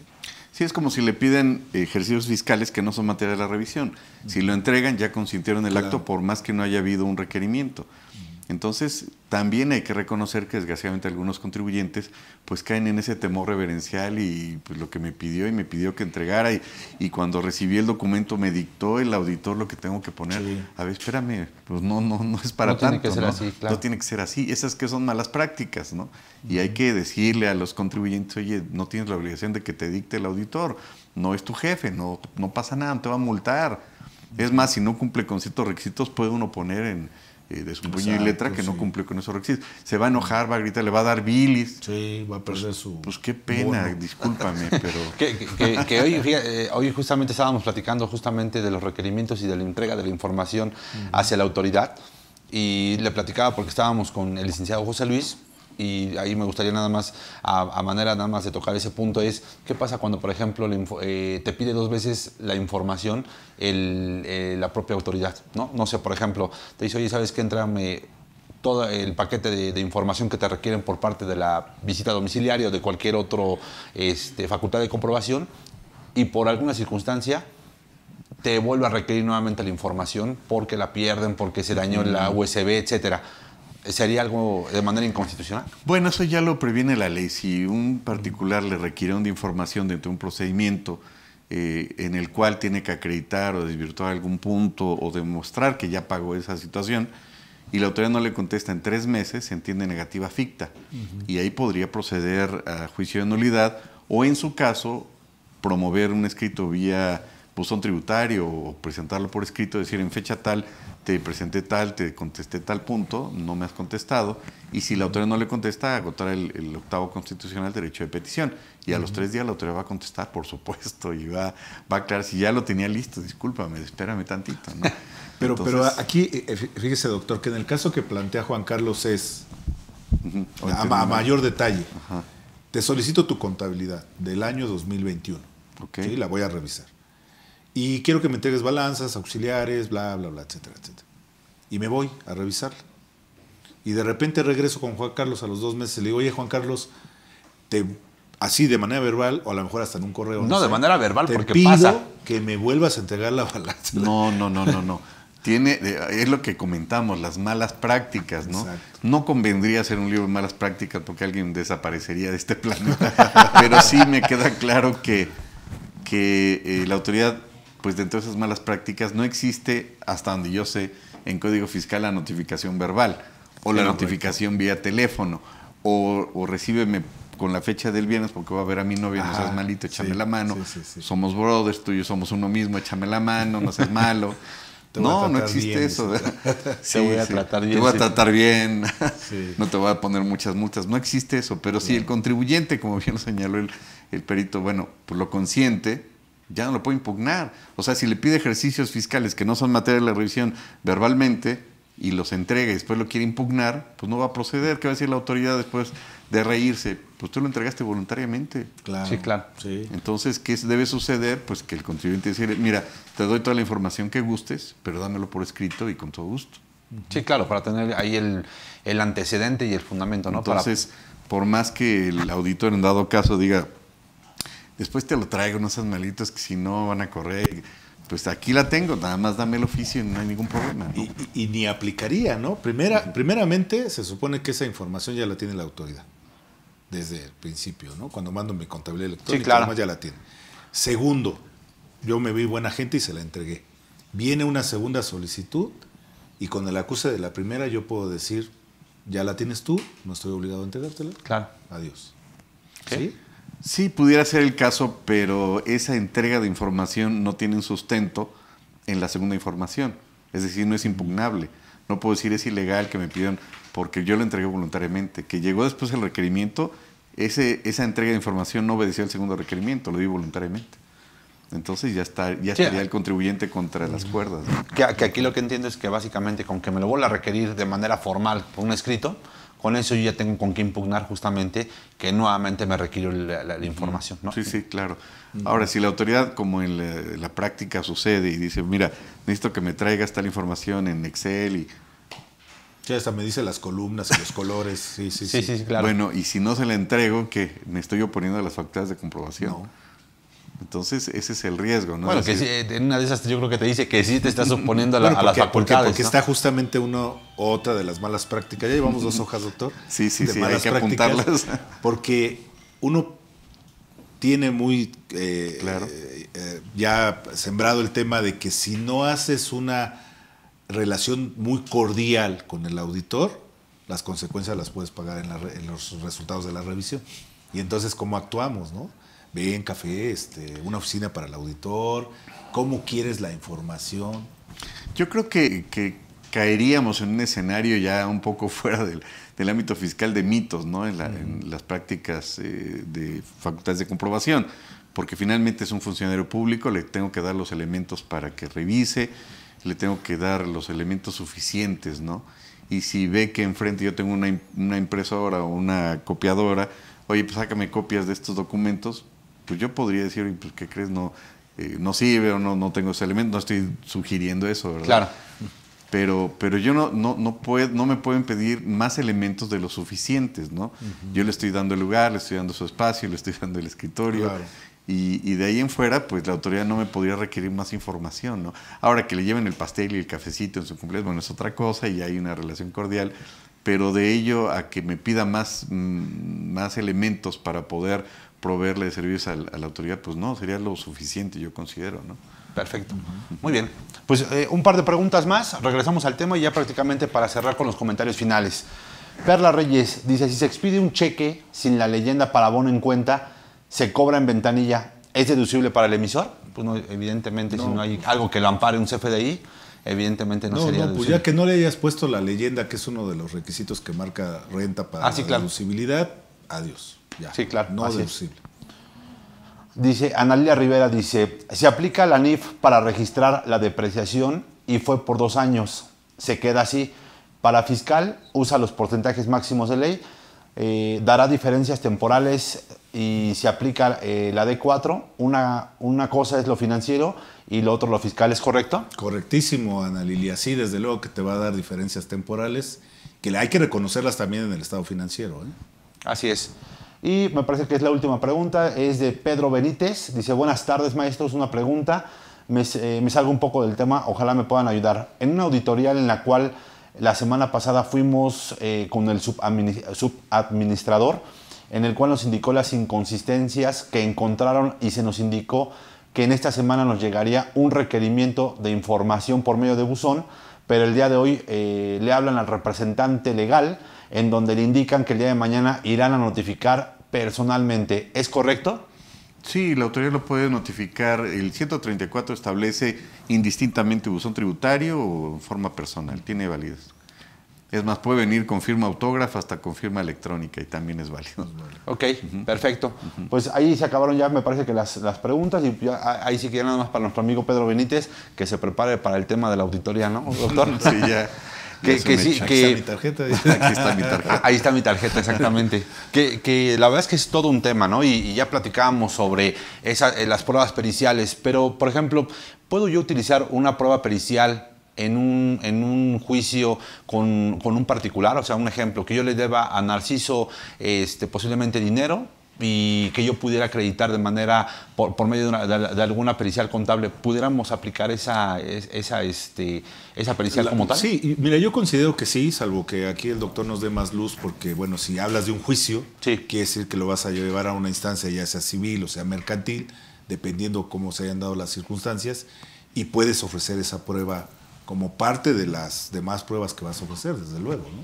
Sí, estamos ahorita llevando a cabo un asunto en donde un particular le reclamó a otro el pago de X cantidades, pero esas cantidades eran desmesuradamente fuera de lugar y el particular está acreditando que efectivamente es menos el monto que acreditaba, y dentro de ello, por supuesto, que puede quedar la prueba pericial, es decir, exhibiendo estados de cuenta, transferencias y toda la información que en el aspecto financiero demuestre que se pagaba con esa cantidad, además de los FDIs, que en ese aspecto es importante señalar también que el Código de Comercio señala que pues, se tiene que acreditar a través del comprobante fiscal digital, es decir, ya está homologado en la materia de Código de Comercio el CFDI, ¿no?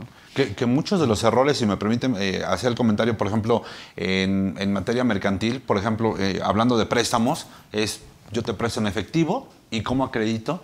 Pues que sí, efectivamente te entregué, obviamente, esa cantidad, ¿no? Entonces, claro, yo creo que sería una de las cuestiones interesantes o importantes es también darle certeza a ese tipo de operaciones, ¿no? Si hago un préstamo, pues firmar los contratos de los propios préstamos. Si es de la empresa, pues evidentemente dejar la huella de que se hizo la transferencia, porque creo que los problemas vienen a la hora de hacer el cobro, ¿no? Yo me gustaría tocar ya nada más un tema ahí en cuestión laboral, en donde cuando se configura posiblemente una relación laboral con un asimilado que sería una prestación de servicio, pero ahorita platicamos sobre el tema. Bueno, lo que pasa es que de ahí se desprenden infinidad de opciones, porque puede dar lugar a temas de lavado de dinero, puede dar lugar en tema de derecho civil a la ley de extinción de dominio. La verdad es que un porcentaje altísimo en la Ciudad de México, por lo menos en las rentas, pues la gente no pide comprobante fiscal digital y el arrendador pues no lo da porque pues no quiere problemas, entre comillas. Pero si viene este tercero chismoso de la ley de extinción de dominio y denuncia que efectivamente ahí se vendía droga o se cometía algún tipo de ilícito, y si es el caso, ¿cómo va a acreditar el arrendador que efectivamente había un contrato? Aunque no fuera cierto el tema de que vendían droga o lo que fuera, pues ya queda en estado de indefensión. No puede acreditar el contrato, no puede demostrar el arrendamiento, y como no lo puede hacer, aplica la extinción de dominio y... Que ahí lo ideal sería de que se emitiera propiamente un CFDI, ¿no? Es que es parte de lo mismo que estamos señalando. No existe esa práctica, o no están convencidos los arrendadores, o simplemente así lo han hecho toda su vida, lo hacen en una servilletita y ahí está, gracias, y bye. No se lo transfiere, se lo dan en efectivo, ¿no? Y con ello pues se vuelve una bola de nieve y una situación compleja, que en dado caso de que surja algún tipo de ilícito, pues no lo van a poder detener. O aquellas personas que rentan un inmueble que está intestado, por ejemplo, ¿no? No pueden acreditar la propiedad tampoco, ¿no? Exacto. Entonces, sí, también volvemos al tema de las malas prácticas, pero hoy por hoy, pues ya son campos minados todo ese tipo de regulaciones que ponen en jaque al contribuyente, que no pueda demostrar el arrendamiento, que no pueda demostrar el CFDI, que no pueda demostrar el ingreso, y va a quedar vulnerable, ¿no? Y aquí es cuando justamente entraría la aplicación de ese tipo de pruebas como tal en las periciales contables, ¿no? Que dale procedencia, que si hay posiblemente el contrato, que si hay posiblemente el tema del CFDI, el propio registro, la propia presentación de las declaraciones, ¿no? Pues se complicaría un poco, yo considero, aunque por ejemplo el 210A del Código Federal de Procedimientos Civiles de aplicación supletoria previene que la información contenida en medios electrónicos, que ahí tendría que ser exactamente con un perito en esa materia, pues tiene validez, pero sí ya se complicaría un poco, porque si no tiene el CFDI o no acredita la propiedad, ¿cómo le va a hacer, no? Claro. Sí, digo, ahí hay que estar muy pendientes justamente de este tipo de situaciones. ¿Quieres comentar algo, mi estimado? Sí, bueno, ese es el lado más oscuro, yo diría, ¿no? Cuando Sí. hablamos de prevención del lavado de dinero y de extinción de dominio. Pero el caso más común, no te pagan la renta. Ya lo tenemos previsto, bueno, ¿no? jaque mate. Sí, tienes que Acreditar con los CFDIs para que puedas cobrar, si es que quieres cobrar. o quieres sacarlos propiamente del Sí. inmueble, ¿no? Que si quieres obviamente ejercer el hecho de que no te han pagado las rentas, lo primero que te va a hacer el juez en materia civil, ¿sí? Vas a requerirte justamente de los CFDIs, y en caso de que no estés emitiendo CFDIs, va a dar vista al SAT para que, pues obviamente, revise por qué no estás emitiendo los CFDIs. Por la culata. Sí, Claro. todo, ¿no? Sí, Lo sí, que sí, pasa es que entonces- ya son tantos los marcos normativos que no lo estamos viendo. Efectivamente. Nos hemos quedado solo con una cuestión y lo demás no lo estimamos de manera adecuada, ¿no? Así es. Y ya para culminar con ese tema de los ejemplos y obviamente de las periciales, quiero platicar sobre una situación que también ahí cabe la posibilidad de que pudiéramos entrar en el tema de periciales, por ejemplo, en el tema de nómina, que ya hace rato platicabas tú. Sucedió que un trabajador estaba por asimilados a salarios. Entiéndase que asimilados a salarios es una prestación de servicio independiente o servicio profesional y que se puede remunerar por esta vía de asimilados como tal. Sin embargo, demanda justamente el tema de la relación laboral, ¿no? En el entendido, pues que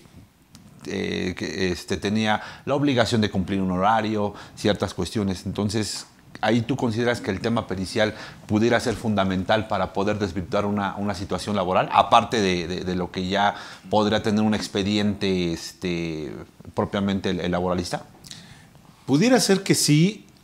Honestamente no estoy muy seguro si fuera el contador el perito en este caso, pero mira, la realidad es que si la persona tiene elementos para demostrar que había un horario, que había relación subordinada, me parece que una prueba pericial sería muy complicada. Sí. Y perdón, ahorita me acordé que hay una jurisprudencia que, a pesar de que esa persona pueda ser, entre comillas, externo, como bien lo señalaba, si tiene un horario, si tiene un lugar. Dependencia económica. Exacto, si se le paga cada quincena, Sí. ya se equipara a trabajador. Sí. No estoy dando ideas, ¿verdad? Sí, No, es que es una así realidad. Así es. Y ya lo establece la Corte, hay una jurisprudencia al respecto, y entonces hay una relación de suprasubordinación, hay entrega de información, tiene un lugar fijo, tiene un horario, pues ya se equipara a trabajador. Sí, no, a veces cometemos el error de dar un gafete. Sí, propiamente. Sí. Oye, los uniformes, sí, también dale a Narciso, porque pues él viene. También dale su uniforme. Para que se vea bien. Y son pruebas a la hora No, de... él no, porque es bien peleonero. Sí. Nos va a demandar, tiene cara de que nos va a demandar. A veces tú mismo le das elementos para que los pueda poner como prueba de que había una relación laboral. Ok. Estas pruebas periciales y contables, doctor, por último, ¿aplicaría para todas, en este caso, las autoridades, o hay limitantes en donde te dice la autoridad, sabes qué, a mí no me puedes entregar pruebas periciales? No hay ninguna limitación al respecto. Si la autoridad, en dado caso, la autoridad jurisdiccional no le da el debido valor a esa prueba, se puede impugnar también. Además de que la autoridad tendría que justificar por qué no se le da ese valor. Sin embargo, como hemos señalado, puede haber otro tipo de pruebas sin subestimar la pericial, como por ejemplo la testimonial, que bueno, en materia laboral son esenciales, y que con ello se confirmaría algunos de los conceptos señalados en la demanda, pero dependería de cada escenario la prueba pericial, pero no habría una limitación que en tal materia no se podría ofrecer, claro que no. Ok, y en el proceso justamente de este tema de litigio, ¿realmente tú recomiendas que vaya muy de la mano tanto el contador como el abogado que va a hacer la defensa? Tiene que ser así ya, porque mira, la realidad es que así como nosotros no conocemos tan a fondo y a detalle las leyes, pues obviamente el abogado desconoce quizá algunos recovecos financieros, normativos contables, y entonces al sentarse estos dos profesionistas a platicar, empiezan a haber ciertos puntos que los van haciendo coincidentes. O puede salir otro tema que Exacto. no habían considerado. Exacto, decir, que digan si ese. te exhibo aquí, te voy a poner en jaque, ¿no? Sí, ¿Hasta sí, qué sí. punto puede ser viable eso? O conveniente, ¿no? Más bien, perdón. Es una dupla más que necesaria, doctor, ¿estará de acuerdo? Sí, bueno, tienen que hacer, considero, previamente reuniones de trabajo, tienen que analizar y ahí tiene que haber toda la transparencia también de que el perito diga, oye, pues aquí estás, sí tienes razón la autoridad, Sí, estás en jaque o estamos no en te jaque. conviene, porque no se le puede dejar así todo el trabajo y ya te bolas y después me avisas. No, tienen que saber exactamente qué sentido, cómo se va a resolver y en qué sentido va a salir el dictamen, ¿no? Es correcto. ¿Consideras que va a tener ahorita un mayor auge el tema de las periciales contables? Yo creo que sí, sobre todo si atendemos al hecho de que debemos de hacer valer los medios de defensa, no quedarnos pasivos a lo que ocurra. ¿Qué es lo sino- que se viene? ¿Están de acuerdo, no? O sea, es lo que se viene fuerte, ya lo estamos viviendo ahorita con todo el tema de las revisiones, pero realmente es lo que se viene, ¿no? Bueno, y más gasto, esto implicará Sí, también claro, más gasto, sí, por por supuesto, ¿no? De parte Sí, Del contribuyente. de los honorarios, de los peritos, sí, ¿no? aunque muchas veces, si lo comparamos con el crédito que tratan de fincar, pues desde luego que conviene la defensa, ¿no? Claro. Digo, es un elemento más, pero que sirve para reforzar el argumento de la demanda, continúa en la demanda, ¿no? Sí, y a veces los peritos cobran más que los abogados. Así es esto. Me Sí, voy a volver perito. Sí, y tú recomendarías, por ejemplo, a todos nuestros amigos contadores que realmente se especialicen para poder es un hacer área, los peritajes? es un área de oportunidad y aprendes muchísimo porque ves muchas cosas, no solamente... De oportunidad y responsabilidad. Y sí, claro, y de responsabilidad. Así como esa, también está este tema de prevención del lavado de dinero, que también se está abriendo como una área de oportunidad, también de mucha responsabilidad para el contador, pero que finalmente ahí están, son áreas que empiezan a tener mucha apertura. Sí, porque al final comentaban o decían, oye, ¿sabes qué? Está ahora sí que en peligro de extinción el tema de que el contador, pues obviamente vaya a desaparecer la profesión del contador. Yo escuché hace muy poquito, bueno, no lo escuché, lo leí, no recuerdo si fue en El Financiero, el Economist, un artículo que habla, que viene una oleada donde se va a requerir mucho contador, porque tanto Canadá como Estados Unidos, que han sido muy laxos en esta materia, porque está muy fincado en la confianza con el contribuyente, ahora ya va a empezar a tener actos de fiscalización. Y entonces se va a requerir mucho contador. Ellos no tienen tantos, pero van a voltear obviamente primero a México, porque además el tratado contempla esta certificación de la que hablábamos al principio de la charla, tuvo su nacimiento y origen en el Tratado de Libre Comercio. Ok. Entonces van a requerir contadores que estén certificados, porque estar certificado te permite ya con otras pruebas poder ejercer allá y que tengas inglés, y va a haber mucha demanda de contadores. Entonces, eso era ayer, hoy en día sí vamos a tener todavía mucho auge. Seguro. Segurísimo. Ok, si me permiten 2 preguntas más, con el afán de ya terminar y concluir la charla.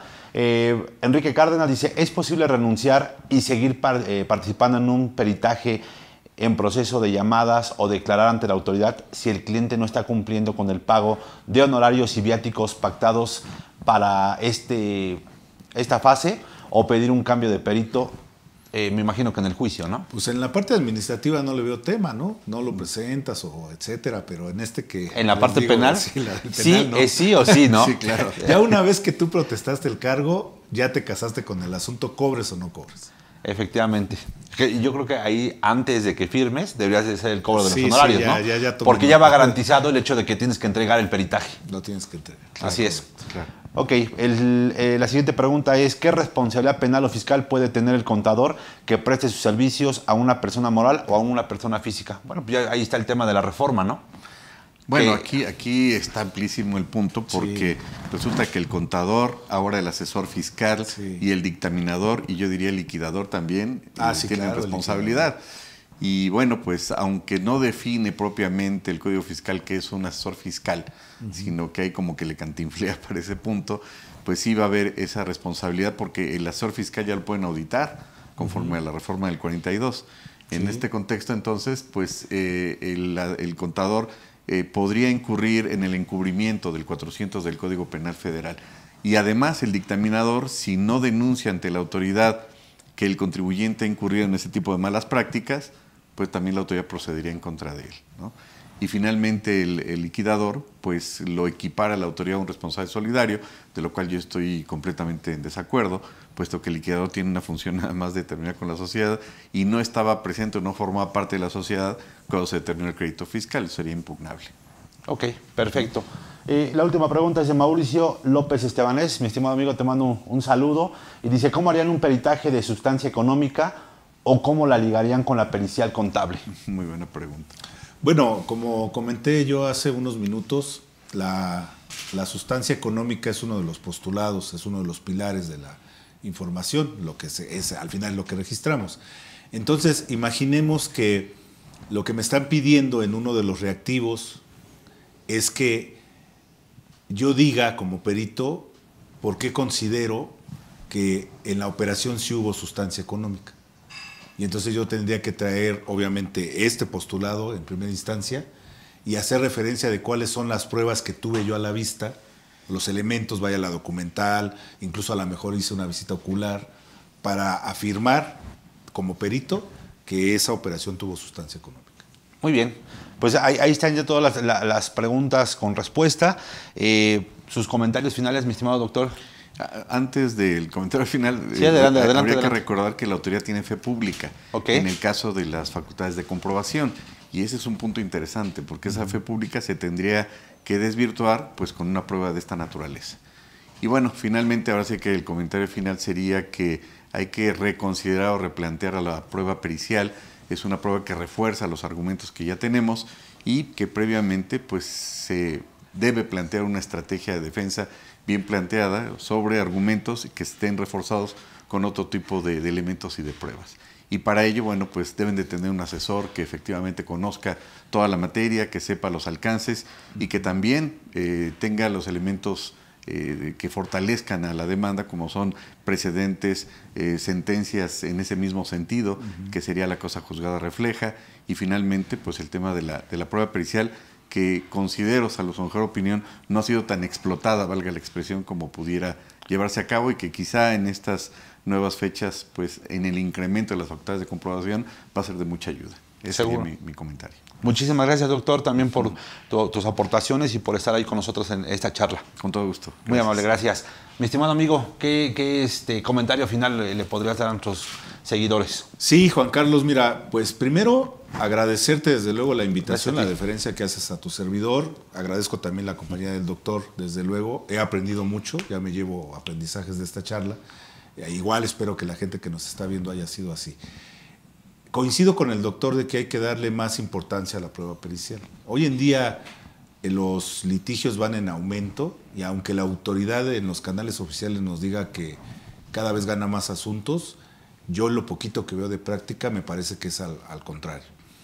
Y yo le diría al contribuyente, ya hay que quitarnos esa idea de que si me voy a juicio, es decir, si uso un medio de defensa, la autoridad me toma y ya no me suelta y me trae arriba y abajo. La realidad es que ocurre lo contrario. Normalmente la autoridad dice, no, con el doctor no te metas porque nos demanda, acuérdate que nos gana, acuérdate que no, ya deja. No los eche a andar así. Deja en paz. Entonces, y si atendemos a eso y luego lo sumamos con que esta prueba en particular, que no ha sido tan explotada, puede ser un pilar más en la defensa, claro. Bueno, pues ahí está el binomio perfecto. Claro, y qué mejor que con dos expertos como los que tenemos el día de hoy, que todo el tema de la defensa y más con las facultades que muy probablemente van a venir en este siguiente paquete económico que viene para el 2023, en donde va a reforzar la autoridad, facultades de comprobación, facultades de gestión, y yo le llamo también inclusive una cobranza secundaria que es por medio de todas las acciones que se realizan al interior propiamente del SAT. creo que vamos a necesitar de buenos defensores, de buenos profesionistas, y aquí dentro de la capacitadora, aquí tenemos 2 en presencia, los cuales seguramente van a poder hacer frente y te pueden ayudar en cualquier tema de asesoría. Entonces, qué mejor que sigan capacitándose. Los invito, amigos, a que nos sigan en los cursos, en las capacitaciones, en las charlas, en los distintos programas que tenemos para ustedes, y les agradezco antemano pues hoy la intervención tanto al staff de ingenieros que está aquí con nosotros, que ya me pidieron que les mande a saludar, un saludo a todos ustedes y agradecimiento pues el hecho de que nos estén ayudando con el tema de la transmisión, y pues no me resta más que agradecerles y cerrar la charla el día de hoy. Muchísimas gracias y que tengan muy buena tarde.